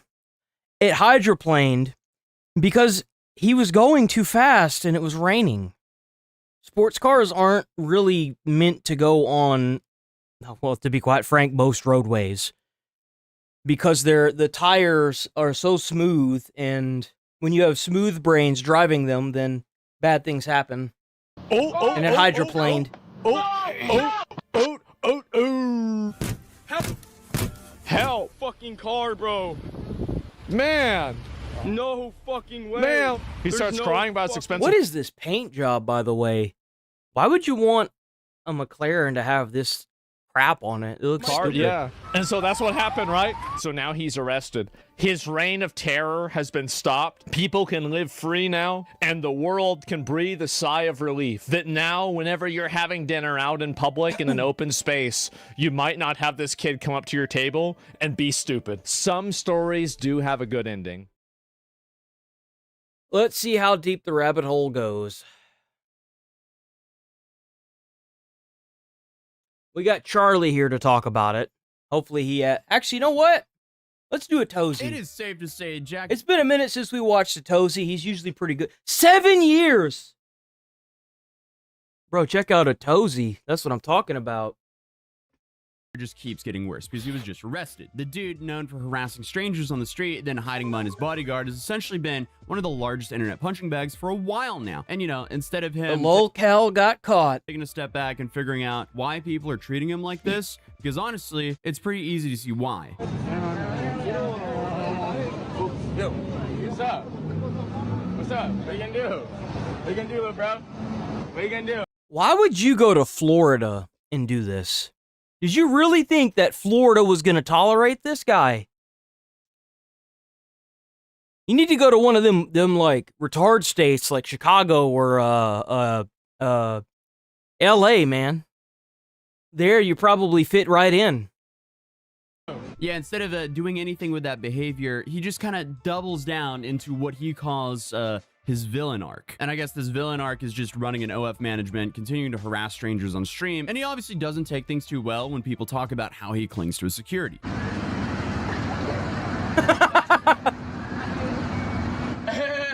But today, with his arrest, there was something that was confirmed from the McKinley podcast that we covered a couple weeks ago.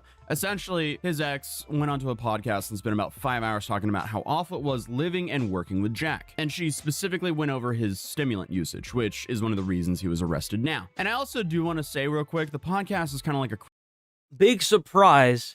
The young kid that on a whim buys a McLaren, crashes it into a fucking guardrail, fixes it, is on drugs. Who would have thought? Crabs in the bucket situation, as both people involved are just scumbags. Now, obviously, that doesn't justify Jack hospitalizing her on purpose for content because he wanted to do a funny moment and flip the golf cart with her in it. But, still, as soon as she left that relationship, she continued to promote her OF. Did he? Through Did he talk about it? We'll have to check like that Mr. out. Beast and even Lacey. And honestly, it's pretty much straightforward. Good people don't make up stuff like that about others for money. That's pretty simple. But today, while I was having coffee, I saw this come across my feed. Content creator Jack Doherty arrested in Florida. Oh boy. So TMZ's been covering a lot of the like social media content. It's good to see. It's good to see these big media people finally understanding how big social media is. These influencers are pretty much like famous at this point. Like a lot of these people have a status that's kind of almost unattainable now. Well, let's check out this footage here. All right, so we have part 1 here. What? No. I got him. Hey, yo, you don't want to go neither. Back up. I'm just saying I got him. Back up. Don't worry about it. Back up. Yo, back up. Yo. Where you want to go? You want to back up somebody? What is he doing with his phone? Why did he grab his phone back to do that? Was that the resisting part? I hope so. I hope they charged him for resisting just for that little part. You want to be funny? You say to get on the street, go on the street. I know who the you think you are, bro. I'm getting out. No, you're not. He was trying. After I do it, who the are you, bro? I was trying to walk up the street, but doesn't matter, bro. All you had to do was get in the sidewalk. That's it. You want to be funny? That's it, bro. So he was filming something in the middle of the road and was probably asked to leave, and he kept filming his bit. That's my guess. Okay, wow, he was like smack in the middle of the road. Everything gotta be some goddamn content, man. That's the security guard, I'm assuming, complaining about this was all over some content. Okay. Damn, it's kind of crazy that even the bodyguard is like, I wonder how many bodyguards this guy's been through that have just been done with it. Let's check out part 2 here. What did he do? He was running a steak hand. Bro's there for a paycheck, not to catch some charges from the police. Doing a gambling thing. Okay, so he was filming some ad for steak or something. Gotta be some goddamn content, man. Okay, and that's the clip of his security venting about it. Yes. Okay, confirming it was content. I guarantee you he's probably not even going to go to jail. Well, oh, I mean, he'll go to jail. He obviously went to jail, but I don't think he's going to go to prison. I think what'll happen is that he'll probably, use his money and his like fame, since this is the first time this has happened, to get him out of this, unless Florida's just not fucking around with him and they know exactly what kind of person this is. That'll be about the only way that he gets prison time.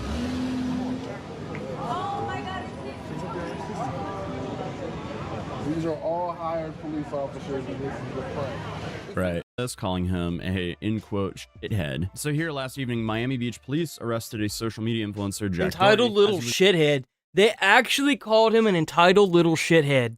Walking in the middle of a busy street while live streaming and ignoring the repeated officer demands to clear the roadway. Bravo to the men and women of Miami Beach PD. Ensuring that entitled little shitheads like this know that if you come to Miami Beach, you will respect our city, respect our men and women in blue, and respect our laws, makes our entire community better. Our incredible law enforcement. Amen. Have my full support enforcing our laws regardless of someone's color, social media account, bank account, or any other arbitrary measure. And that's the way it should be right there. You break the law, you sit in jail. I don't care who you are. Could be Will Smith for all I care. Leads people to wrongly believe they have special entitlement in our city. That's a quote from Commissioner Joe Magazine. And what's interesting as well is like this is all coming off of a viral confrontation he had just a couple days ago, which I think also happened at Miami Beach. Really? It's very understandable what you're doing. Like the fact that you're fans like and make hundreds of thousands, if not millions, it's like who wouldn't do that? But I just think that it's degenerate. I think you're ruining. But walking by people and shouldering them isn't degenerate. You're no different than an OnlyFans person. You're literally like causing issues for other people. You're worse, actually. At least they're doing it to themselves. You're doing it to other people. You're worse. Your image, absolutely. But I guess like with what's in return, it doesn't really matter. But it's like no image and no money, and like maybe not the best image, but a lot of money. It's like, yeah, but I mean like. That is the dumbest justification of that, though. The same image, and we all hang out with each other. That's all that matters. Yeah, but their souls are gone at the end of the day. Well, our parents still love us, so yeah, that's all that matters. You don't have to please the world. That's the thing. You don't think your soul is gone? I would definitely disagree. I feel like this is very common back. Most people, whenever they work a 9-to-5 for any company, their souls are gone anyway. They've had to put their morals aside to maintain their job status. So don't even with that shit. I can't stand that morality that like, oh, but your soul's gone because you do sex work. It's like, bro, like you realize that if you work a 9-to-5, like like Walmart, for example, the amount of soul sucking some of those retarded customers do to you ruins your entire day. Sometimes it'll even ruin your day off. You have no idea what it takes for a normal person that has to deal with a retarded, fuck-ass, entitled Karen has to do, the amount of tongue biting they have to do, and the restraint. Bro, like, nah, man. That ain't an argument for that. I don't. Yeah, they could say that about me, but it wouldn't. Especially be like somebody of Darty, the dumbass walks in. Broccoli. I'm gonna call him Broccoli because that's what Asmon calls him. When Broccoli Boy walks in and causes problems for everybody, the amount of restraint it takes for these employees not to slap the shit out of him and tell him get the fuck out is quite a bit. There's the same thing with them too. You know, it's like people can say it, but it's not true. You know, they're also like completely normal people. You know. Well, do you acknowledge the fact that you'll never likely be able to have a relationship that's permanent? I have to say relationships. They're going. Yeah. Don't say it on stream. No, I'm kidding. But anyone who's like willing to put up with you know, your whole package, I feel like is not going to be someone who's Shit's a lot to put up with, Grace. A lot of food comes with her. A lot of sassy frat. Maybe I'm being negative and I'm not with the times, but I just don't see any man willing to take you on. Yo, that's crazy. Well, now what? Well, that just shows how simple-minded you are. That's all. He has no choice now. Like, but to find a man that's gonna take her on. Well, yeah, no, you gotta double down on your. I'd be like, yeah. Definitely gotta double down on it. So that clip went pretty viral, but this is like the extremely common feedback that they get. So I'm kind of surprised that Jack hasn't came up with better comebacks when people are giving him the same thing over and over again. But I mean, at this point, I feel like it's very clear that people dislike how they promote themselves, as they essentially paddle this adult content straight to kids. And it's very clear by the way they market themselves. A little bit of a stretch though, but the dude did call him out for being soulless, and now they were arrested for filming a gambling promotion in the middle of the street. Either way though, Jack's bodyguard might be feeling like this right now. So I mean, going off of the information that we have right now, I feel like they're filming some sort of gambling promotion in or something like that. So yeah, because his entire life is kind of like a skill issue. And currently he's now alone, can carry 5 years in prison. Then he has possession of under 20 G. These are worse than what people think, because he's facing a felony for possession of controlled substances, which alone can carry 5 years in prison. Damn. Then he has possession of under 20 G's of that Bob Marley special, which is a first-degree misdemeanor with up to 1 year in jail. And then on top of that, he's being charged with resisting an officer without violence, which is another possible year. So altogether stacked, he's technically looking at up to 7 years behind bars in an absolute idiot. Worst case. That's what he gets. What a fucking dumbass. You go to Florida. He really went to Florida and thought that he was gonna fuck around and not find out. That's what you get, Darty. Darty. I don't even know how you say your name, fucking broccoli bitch. Realistically, though, he probably won't see anything near this because, you know, from what I can tell, he's a first-time offender. So yeah, he'll probably just end up getting probation or some sort of diversion. Overall, that's what I was saying. Is like I doubt he's actually gonna go to like prison. He's probably just gonna like get a slap on the wrist for the most part. I don't really see this as being a super big deal, ironically. He likely has a stimulant prescription. He has a personal use amount of bud. And obviously, resisting arrest and being a moron on the street, that's probably the worst thing going for him here. Unless whatever stimulants he had on him were not prescribed to him. Then he could actually be in a whole nother world of trouble. So the most is probably... He's just an idiot.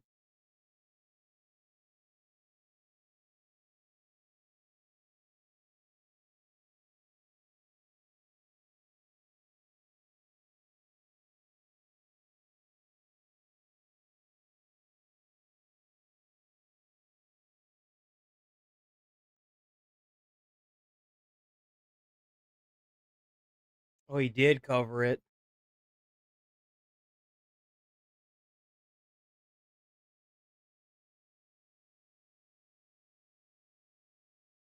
Oh, crap. Where did it go? You're looking at a man who... Hold on. Give me 1 second.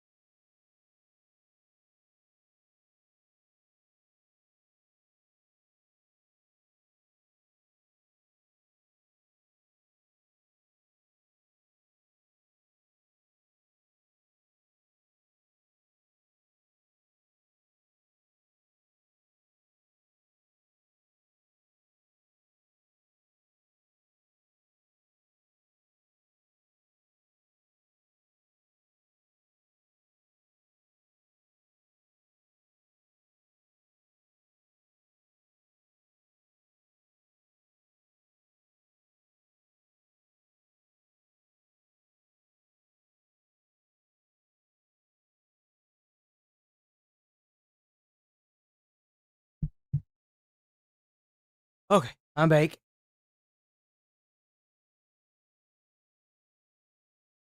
We might end a little early. We'll probably watch like this and maybe a couple more and then probably end. Who finally broke the cycle? Can you tell? I feel rejuvenated.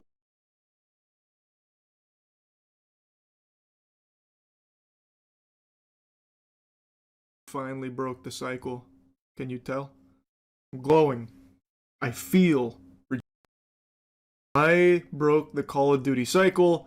I already told you I wasn't going to buy this game, but I know a lot. Yep. I wasn't gonna buy. I didn't buy the last one either. So did I?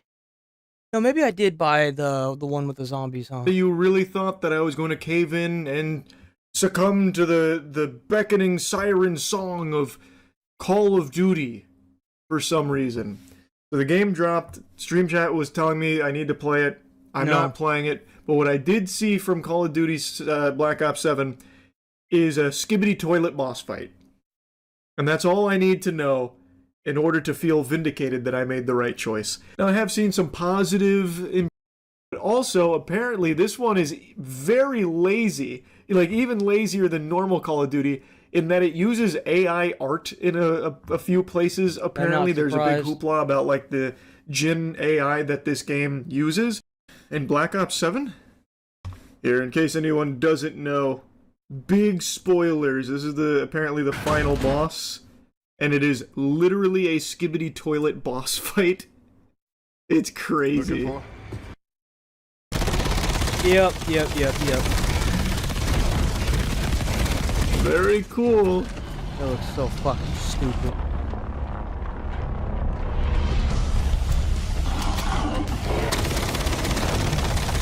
But yeah, I haven't looked into the AI stuff.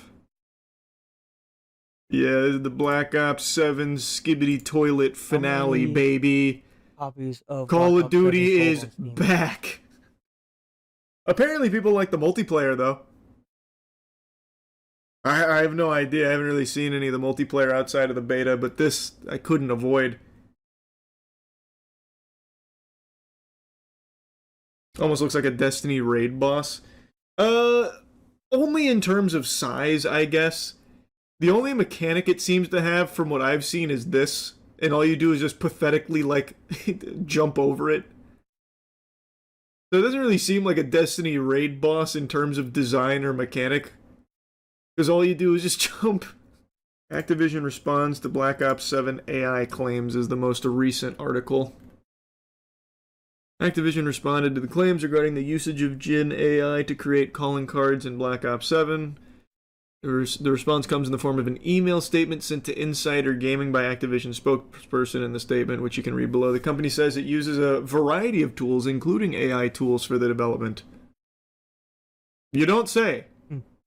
Like so many around the world, we use a variety of digital tools, including AI tools, to empower and support our teams to create the best gaming experiences possible for our players. Our creative process continues to be led by the talented individuals in our studios. What they should say is we used AI because we can no longer afford to support our great developers because we can't seem to make good games anymore. That's what they should have said. I hate these fucking corporate statements, man. It's so useless. It'd be so much better if they just said, like, yeah, we use Jin AI. Suck our dick. At least then it'd be like, oh, that's honest. A little bit of honesty goes a long way. Literally just fluff. You use generative AI for these calling cards just to save time and money. It's the only reason. I wouldn't doubt that there were more than just that. I wouldn't doubt that they used AI for a lot of stuff. This game is gonna still sell fucking 30 million copies. You can hate the campaign, you can hate the skibbity boss fight at the end, you can hate the AI, but at the end of the day, 30 million people will still buy this game. Because they're fucking It stupid. will not matter. And they know that. That's why they get so lazy and do everything for as cheap as possible. It's just gonna sell. So who cares? Is what it is. Nice. These look stupid. Very cool. These are the calling cards now? What the fuck, man? I remember back when they used to be so cool looking. They look like crap. They have certainly empowered well, like I said, it doesn't matter what they do. They could literally release actually just thing to a flop and that's for the whole year. They'll be plus million confident to use AI in Black Ops 7. What a joke. What an absolute joke. What a joke.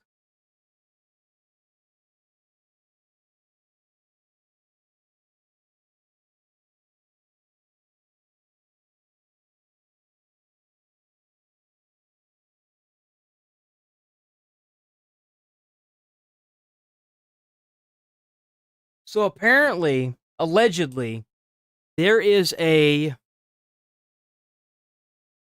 email that is going around circulating now of Trump sucking someone's dick. I don't know, where's it at? Is it this one? From the Epstein files. In moments before, oh yeah, this was crazy. So this woman here was taking text Epstein while she was in Democrat in Congress texting Epstein moments before, oh yeah, this was crazy. Was taking text messages from Jeffrey Epstein while she was in Congress. Newly released documents reviewed by the Washington Post. Jeffrey Epstein was texting with Delegate Stacey Plaskett. She's the Democrat. The Post reviewed multiple video feeds from the hearing and matched with the texts, which were sent in Pacific time with the video. This was when Barack Obama was president of the United States. Are you chewing? Not anymore. Sent from her. Not anymore. Sent 2 minutes later. Text from Jeffrey Epstein. Cohen brought up Rona, keeper of the secrets. My privilege, yes, I will turn it over. You, as my friend Mr. Meadows pointed out, misled this committee even today in a written submission that contradicted your testimony. She goes, Rona.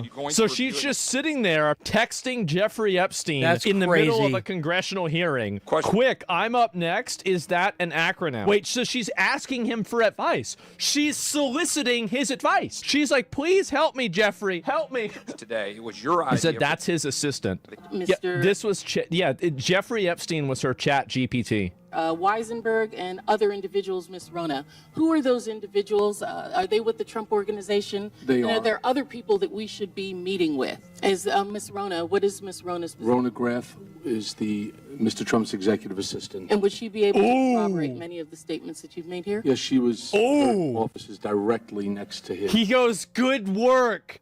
He's sitting there, what?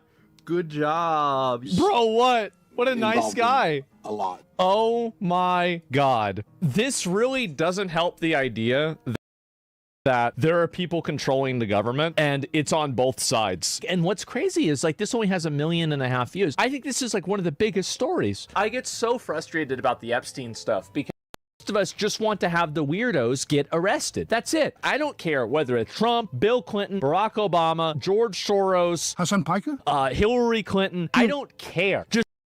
Just arrest them. That's so weird. It's so weird. Here we go. Is the big question of this went crazy on Saturday or Sunday. Yesterday, I mean. The day. Here we go. Big question of the day. Did Donald Trump suck Bill Clinton's? Nobody knows the answer to that one. But it's in an email. 100%. I think that it would be the funniest outcome if it turns out that Donald Trump was actually in the Epstein files, but it wasn't for being a pedo. It was for sucking Bill Clinton's.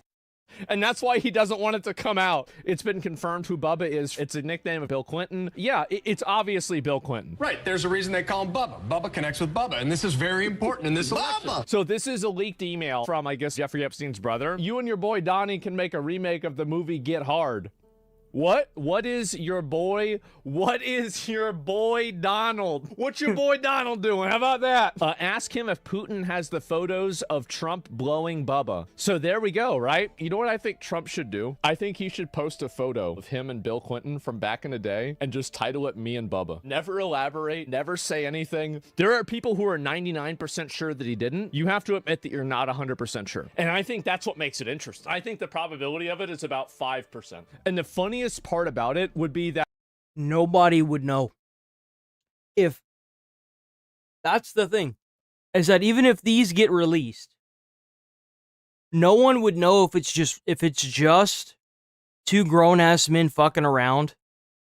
Because, like, you know, like, if you do something for a guy or, like, a friend, and you, like, text your wife or whatever, and you're just like, yeah, I just got done sucking his dick, now he owes us a favor, you know, like, and really what you were doing is picking up all of his damn kids' crap in the living area or something, you know, something stupid, just because you had some extra time, you know.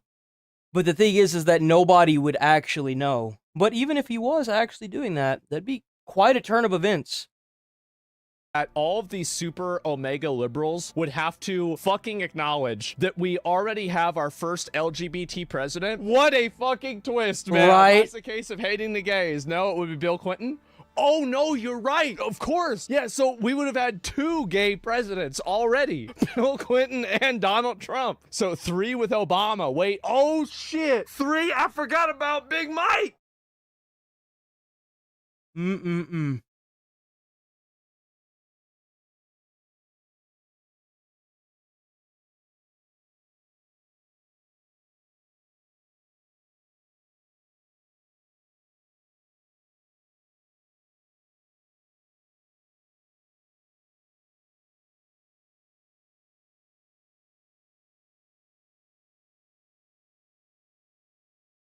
Trump is now calling on.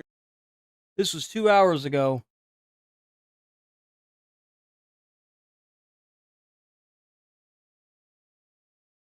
Republicans to release the Epstein files this week. What a change that is. Mark Meredith is live at the White House on that with us. What's the latest? I feel like that was the only reason why. What if that was the only reason why Trump stopped trying to advocate for the files to be released? Mark?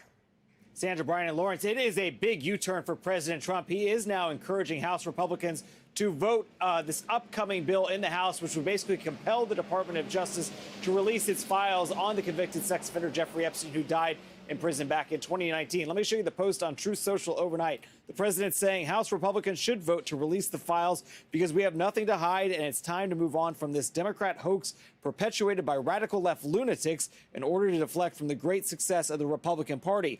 Trump added, let's start talking about the party's record-setting achievements and not fall into the Epstein trap, which is actually a curse on the Democrats, not us. Now, the president has repeatedly called this Epstein probe, which has gained steam on Capitol Hill, even in just recent days, a hoax. We heard from House Speaker Mike Johnson over the weekend, who says this is all about politics, not transparency.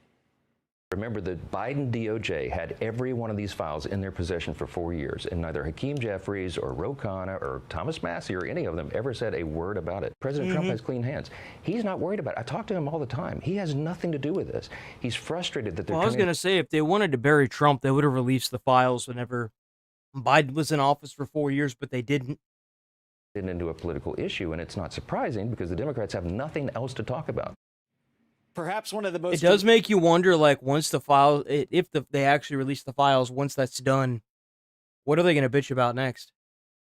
Dramatic moments we've seen in the past 48 hours or so is Congresswoman Marjorie Taylor Greene of Georgia, who is a staunch supporter of the president, who has been out there publicly saying she wants to see these documents released and she's going to vote in favor of it. She and Trump are now in a war of words with each other, and he is being very critical of her, saying basically he doesn't want to see her in Congress anymore. He's not going to endorse her. He also said that the threats that she's getting, that he does not believe public safety is a risk for her. She says she's gotten a lot of threats from coming out in support of this. But Sandra, Brian, and Lawrence, there, I think, is another X factor in all of this is going to happen. So the House will vote on whether or not to release the files. All indications are the votes will be there. It kicks it over to the Senate. We don't know what the Senate is going to do, whether or not it would actually get a vote there. And then there's always the possibility of a presidential veto, which would kick this issue back to Congress. And we'll see if the president has any more to say on the timeline of how that could happen when he speaks a little bit later on today. Lawrence, Brian, and Sandra. Thanks so much. I feel like if Trump's not going to take that hit to his reputation. If it gets past the Senate, Trump will probably approve it. And the key is, just so you know, part of the reason why they didn't want to throw this out is because he was hanging out with the rich, the famous for 10, he was 15, with 20. people all over the world. The likelihood that this doesn't ruin countries is so slim. Like, this isn't even just an American problem. This guy had ties to some of the most wealthy people in the world. This could bury governments across the world. So apparently we've got a massive revolt in Mexico. People died, and the people of Mexico are sick and tired of the cartel running everything. So they are literally overthrowing their government as we speak. Protests against their liberal president, Sheinbaum, which got so intense, their police even brought back the Mexico just saw against their liberal president, Sheinbaum, which got so intense, their police even brought back the Greek phalanx. But oddly, the mainstream media skewed this story from the perspective of the accused narco president. It'll be interesting to see which outlets view this from the citizen side and which writers report this from the perspective of the cartels. As all of this started when a Mexican mayor took on the cartels, only to be assassinated days later. The Trump administration began. That's crazy. So he wanted to take out the cartels, and he got assassinated by them. Planning going into Mexico. To give you an idea, the cartel's power is so strong. They're able to put out hits on ICE members. And you wonder why we're blowing up their fucking boats. With the military stating the cartels run their government. Because the cartels... Because they do. They do run their government. Cartels have a tremendous grip on Mexico and the politicians. You realize that they assassinated what would have been a standing president of Mexico? They absolutely do. And the people that get elected. To which Mexican President Sheinbaum stated something to the effect of, "We must protect the cartels from fascism." Entonces, estos llamados autoritarios. Protect the cartels from fascism. Are you crazy? That's the reason why they're burning down their goddamn capital right there. Porque son autoritarios. Es ir hacia el fascismo.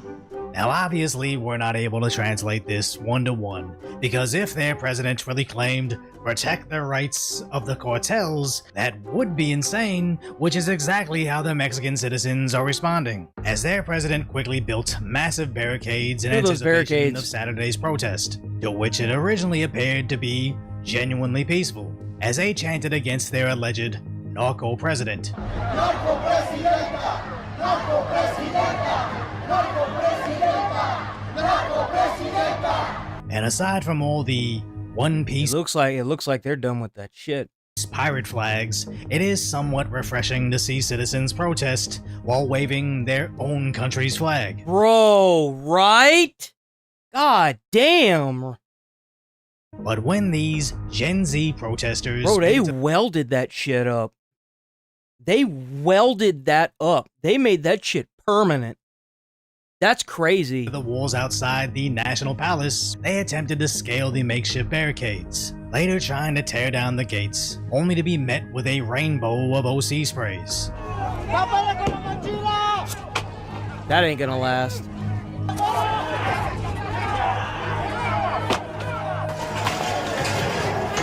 But this didn't deter them, as they kept at it, chanting, "Yes, we can."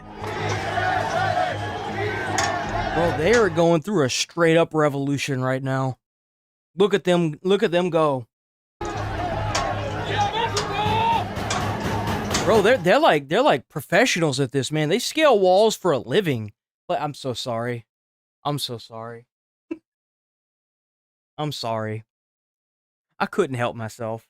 As I would say their protesters were more serious than American idiots in their inflatable suits, but even they had an activist in an astronaut costume. That's what's which doesn't up. Completely negate the seriousness of this, but it does show how performative these protests are becoming, as they did eventually break down their barricades.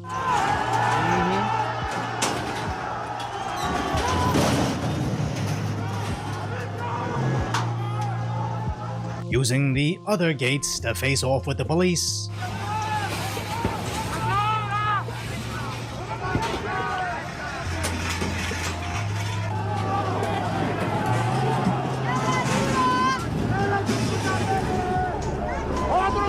Bro, they actually did bring back the phalanx.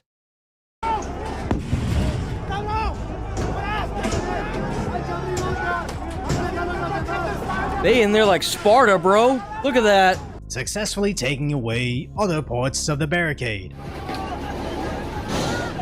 There it is.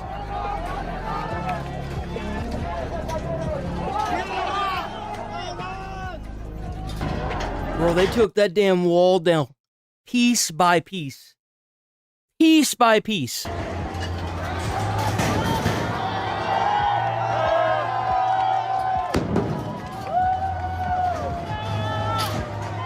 They welded that shit shut and they were like, nope.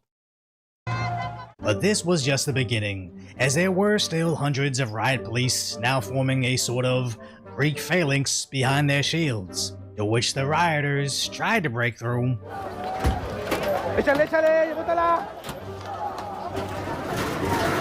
Bro, look at them. They're all like huddled together, bro.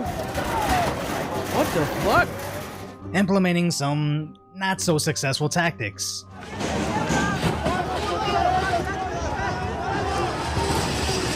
Oh!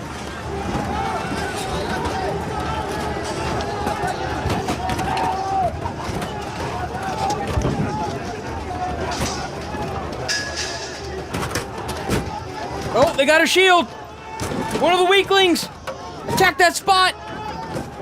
Until the police phalanx began to advance on their position.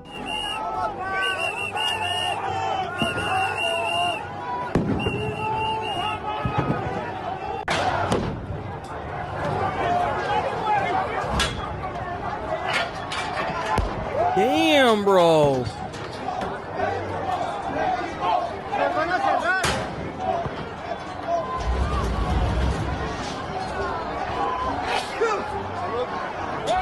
And when they finally clashed, it didn't go so well for the Gen Z rioters, with some of the riot police being snatched by the mob and beaten.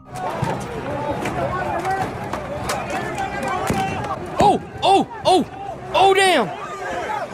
In other instances where the rioters fell behind police lines, also being beaten.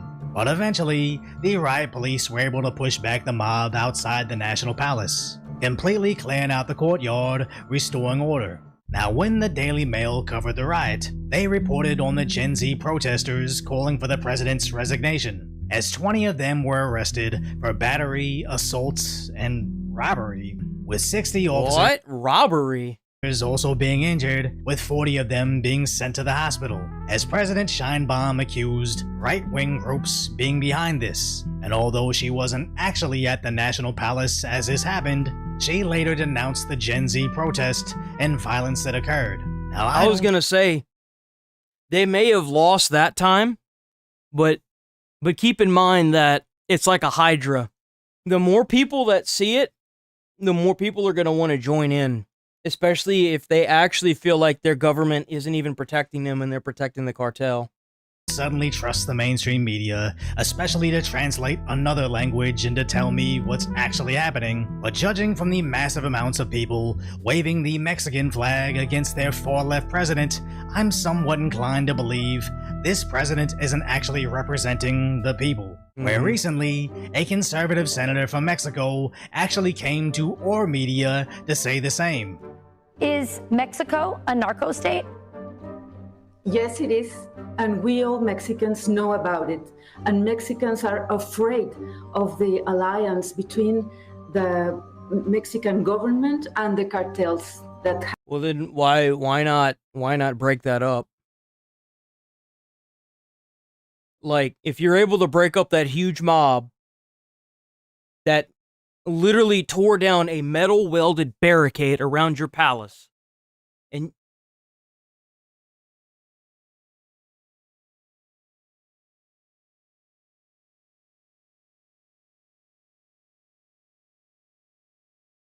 but you can't seem to break up a few cartels, do the same thing that Trump does, man. Kill the top leader, and then and eventually you'll run out of leaders and you'll find the Indian that wants to follow the leader. That's what you do. Have infested our nation. Can you explain this alliance between the president, her party, the Morena party, and the cartels? the cartels have given so much money to these politicians, narco politicians of Morena, to get into office, to get the power. So they protect the Mexican government protects the cartels. That is why President Sheinbaum doesn't. I guess there's no mistranslation there. So I guess that lady was saying what people think she said, which is that they need to protect the cartel. Look at that. That's crazy. Want the strong American leadership to help Mexico defeat the cartels. And also, Sheinbaum doesn't want the rest of the world to know That's what crazy. is happening here in Mexico. You realize that there is a portion of the Mexican government that wants Trump to help them. If he's such a fascist, and he's such a schizo, and he's so crazy, and he's such a Hitler person, and all this and all that, then why is he stopping so many fucking wars? If he's such a bad damn... I'm not gonna say that he's an angel. I think he's fucking creepy. I'm not a big fan of our tangerine warlord, okay?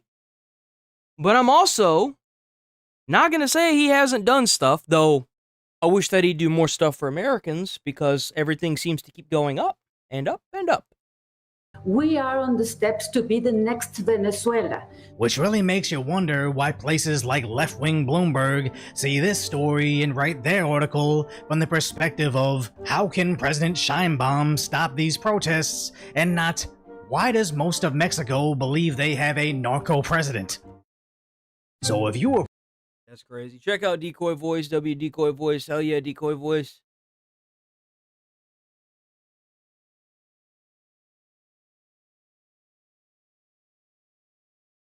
So, I love Chris Hansen.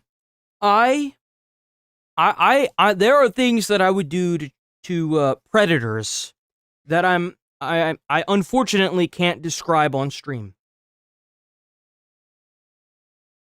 I could talk about it with a smile and not lose a day of sleep. That's how low on the totem pole I think molesters are. I am so happy to see Chris Hansen come back into the light. Now, back whenever he had Dateline with MSNBC, they canceled his show because some rich cocksucker who was a child molester, I'm so sorry for saying that, I don't want to say that, I do apologize, had done himself in. Good riddance, in my opinion. You know, the world needs less scumbag fuckers like that. But they canceled his show because of that. Now, he's been doing True Blue on YouTube. He's been having some trouble with YouTube because of, like, you have to trade, like, little girl with, like, Cupcake, the little 17-year-old Cupcake or whatever, you know? That's what you have to say. I know that from Skeeter Jean. I watched Skeeter Jean. And there for a little bit, they ended up making their own website, and they still do have their own website, and they made all of the videos on True Blue, which is their name of their channel, their YouTube channel by Chris Hansen. They made all of their videos membership only, but another streamer or YouTube content creator that I watch, Cinnamon Toast Ken, was able to get on a show with him and talk to him and told them what they could do to make more money on YouTube, and was like, you need to get rid of your membership only videos because they're hurting the channel. And they did. They got rid of them all, so you guys can go watch them. They're all you can watch all of them for free. Most of them don't have ads because YouTube doesn't put ads on them, but they're pretty much a segue for you to click on them and, you know, go straight to their actual, like, internet page, right? But I am so happy to see Chris Hansen making a comeback. We need 36 more just like Chris Hansen. Chris Hansen just crashed the pool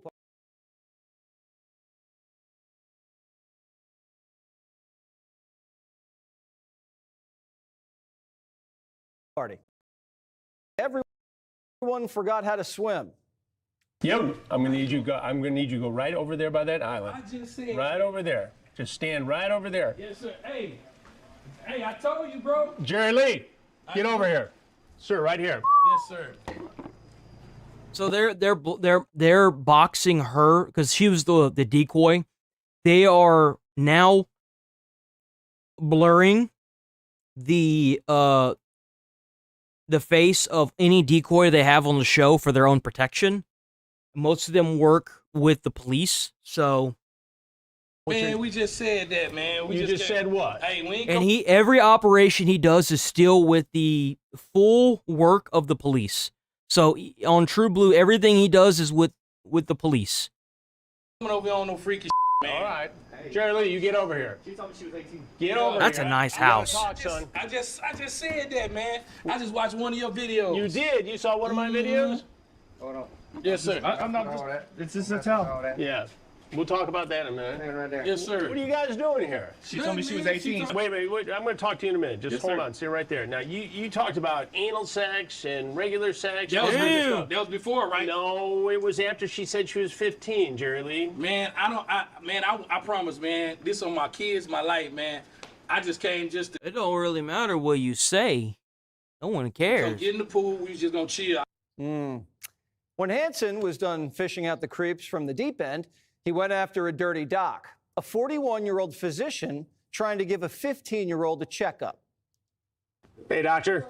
How you doing? Come on over here. Hello, sir. How you doing? Good. Why don't you have a seat on that stool right over there? I didn't know that doctors still made house calls. And why did you think it was appropriate, doctor, to come over here and meet a girl who was 15? Were you going to give her an exam of some sort? No. Maybe I was bullied. Maybe you were bullied. You didn't look bullied when What? you came in here and gave her a big hug. All lovey-dovey. You didn't seem bullied in the conversation when you asked if she had shucked her oyster yet. All Jesus. three guys from the busts charged with soliciting a minor online. Host of Takedown, Chris Hansen, is here. Wow, so that Oh, there he is. He's on Fox, boys. doctor, I mean, he sees patients. He probably sees children. He's a kidney specialist in New Orleans, right? He's here from Pakistan, where he's a citizen, on a work visa, legally. You know, I gotta give it to him if they're trying to use this illegal or this immigration thing. Like, you would be surprised how many of these guys Hansen takes down on True Blue that are on work visas.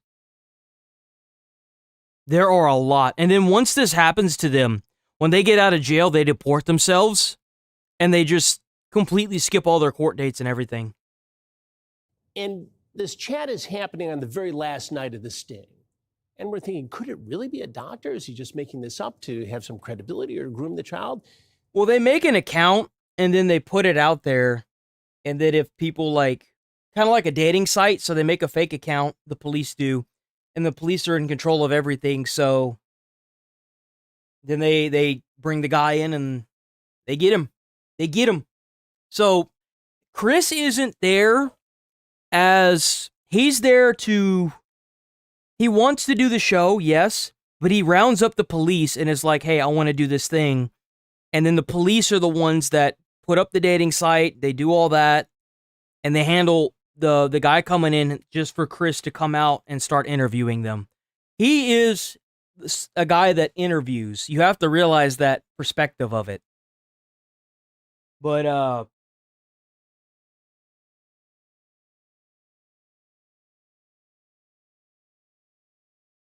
2 hours. so if I don't think they've caught any women yet, but I don't think they've tried. The police anyway. I would like to see that. I want to see all these sickos get caught. Gets caught in traffic. We wonder if he's going to show up, and boom, he walks right in. Has the medical practice on his fleece, and then sits there with this decoy posing as a child, explaining what he does and how a kidney doctor does examinations, like he's talking to an adult. It was shocking. What a groomer. And then what happened at the pool party? The pool party, well, old Jerry Lee, in his conversation, he specifically said to the decoy, well, you know that Chris Hansen does stings down here sometimes with the sheriff. sends her an article about one of the previous stings and still shows up. That's what's crazy about it, is these dumbasses know full well what goes on and they still do it. 3 of... And you'd be surprised at how brazen some of these guys are. Like, one dude walked into a girl's house completely naked. Men we've caught since August. Illegal immigrants, the doctor, people from all walks of life. You'll see it all on True Blue, my streaming. Good thing that one guy wasn't skinny dipping. Well, you know, he had to put some clothes on at the last minute. It was dark. Oh, he was. I'll spare you. He was skinny dipping. Holy shit. But oh, man, he was getting ahead of that party. You did brave work, and thank you for bringing these guys to justice. Well, it seems like they're everywhere. It is, and it... I want to see a lot harsher laws for these people. Like, this should be like a minimum 10 to 15-year sentence. You know, again, we're in Maryland, and I'll come back and talk about this case. A guy the whole time is saying, I hope it's not Chris Hansen, I hope it's not Chris Hansen. And, of course. Your reputation precedes you. But it doesn't stop them from showing up, Jesse. It's shocking. You'd think they'd be scared straight. I thought we'd do it 3 times. We're 21 years into this franchise. And like I said, 80 guys since August, all over the country. Shame has disappeared in this country. I think it has. Well, you're bringing it back. It's crazy. Doing a great job. Thank you so much. Thank you, Jesse. Chris Hansen, True Blue. That's right. Check out the True Blue. That was Fox, but check out True Blue.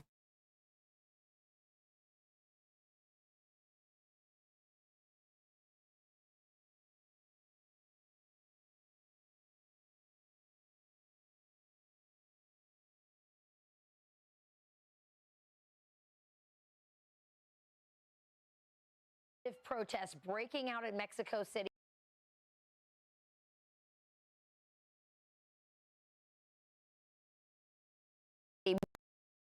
Police officers were injured in these violent clashes outside of the National Palace. The unrest follows the... This was... Wait a minute.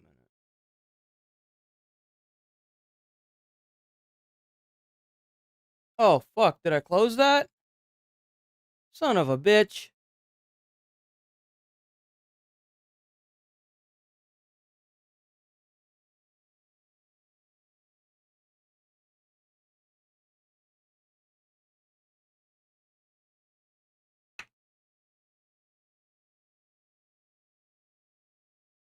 Probably not going to watch the Midwest safety video. We're probably only going to watch like 1 or 2 more videos and then get out of here for the day. Let me see.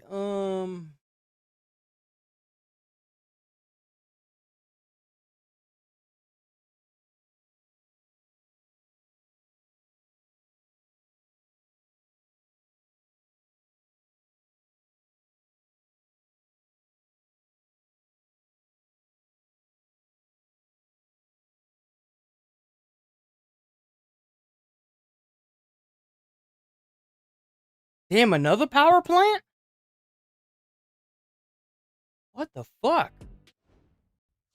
I wanted to take you out. This is in away Texas. to a live look right here as a massive fire.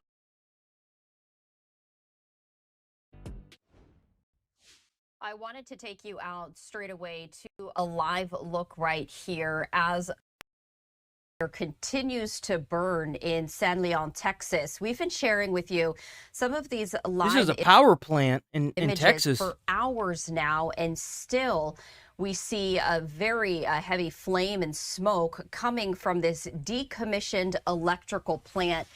I did want to bring you the very latest information if you're just joining us here on Live Now from Fox. This is a fire that has engulfed this decommissioned power plant near State Highway 146.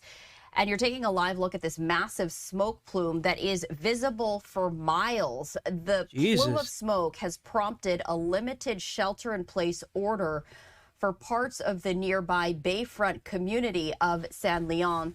And officials do say at this hour the fire is contained, but it is expected to continue to burn for quite some time. You can see some of the haze from the plumes of smoke, and the camera shifting around. We also see some emergency vehicles as this power plant is surrounded by brush and by trees.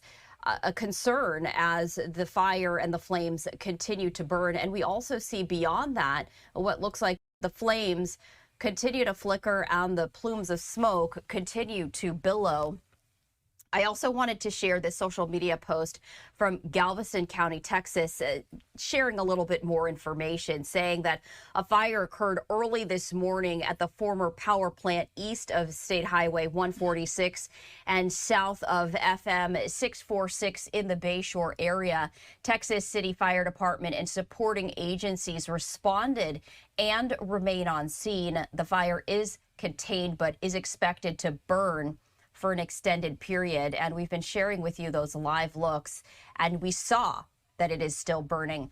And because of that, Galveston County, Texas officials say, out of an abundance of caution, Galveston County Operations for Emergency Management and the GC Health District advise at-risk individuals, particularly those with pre-existing lung conditions in the area, to remain indoors as smoke inhalation may cause respiratory issues. A live look at the fire that I wonder what started it. I wonder could have caused it. To burn at this hour. It's got to be arson. There's no we way. See what these health officials are talking about. Just the massive amount of smoke in the air can cause very hazardous conditions for, at least from the vantage point that we had a live look from, we did not see the flames. Now, you think that they would decommission, like if once they decommission a power plant like that, you think they would tear that shit down? From this vantage point, we do see a lot of the flames continuing to burn. We also see a very large water source there trying to continue to put out the fire. Officials do say that the fire is contained, but it is expected to continue to burn for quite some time. The fire started at the long-closed P.H. Robinson power plant. That is where an old cooler tower caught fire and collapsed. A second tower later ignited, and parts of the large structure then suffered internal collapses as the morning hours went on. At the height of all of this, the plume of smoke that you're still seeing rose more than 200 feet in the air. So that was a little bit ago, but still at this hour, that plume of smoke just incredibly heavy and high in the air. And because of that, there was an incident command center set up once this was concerned. This is a multi-agency response. Air monitoring was conducted. It did find no hazardous particulates, so some good news. However, there was a limited shelter-in-place order issued as a precaution because of the winds pushing the heavy smoke towards the community of San Leon. So that's anyone crazy. Was actually on the site of this decommissioned plant, and no other structures or neighborhoods were threatened. So we did want to share that with you. Also, no reports of any injuries at some kind, as it seems as though Man, why wouldn't they fucking, when they decommission this damn thing, why wouldn't they just bulldoze this bitch over and then sell it for real estate? Like, why the hell would you keep this there just for it to catch fire like 50 years later? Was actually on the It's premise so stupid. when this fire started. So some good news there. But I did want to just share with you these images coming out of San Leon, Texas. There is no audio. This is from a chopper, but I area, so that always is a concern. Whether I think that's really stupid. I think it's really stupid. Ugh.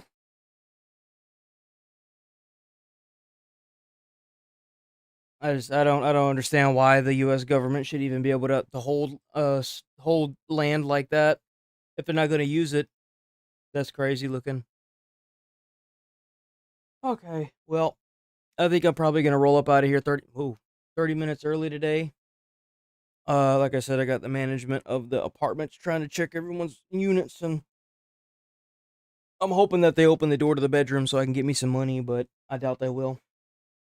All right. Be back on tomorrow. Tomorrow will be a normal day. Be a normal day all the way through. But yeah, we called it early today, boys. I'm sorry, it's got to be an early day. I am. But it's got to. So, hold on. Should be that one. Okay, I'm rolling out of here. Stay safe, stay friendly out there. Don't do anything crazy. Try to put a smile on someone's face. You might change their whole life, their whole day, or their whole life. Who knows? I'll see y'all tomorrow. Tomorrow will be another beautiful day. Thanks for watching. Peace.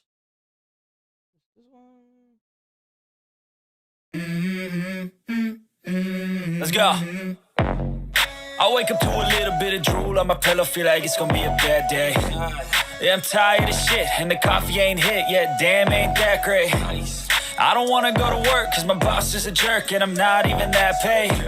I need a change in my life, cause I don't feel alive, and there's nothing that makes me happy. Hold my beer for a minute, I'm about to quit my job, cash in for a ticket. I'm going on a trip, and I don't plan to visit. I'm gonna stay there till I feel like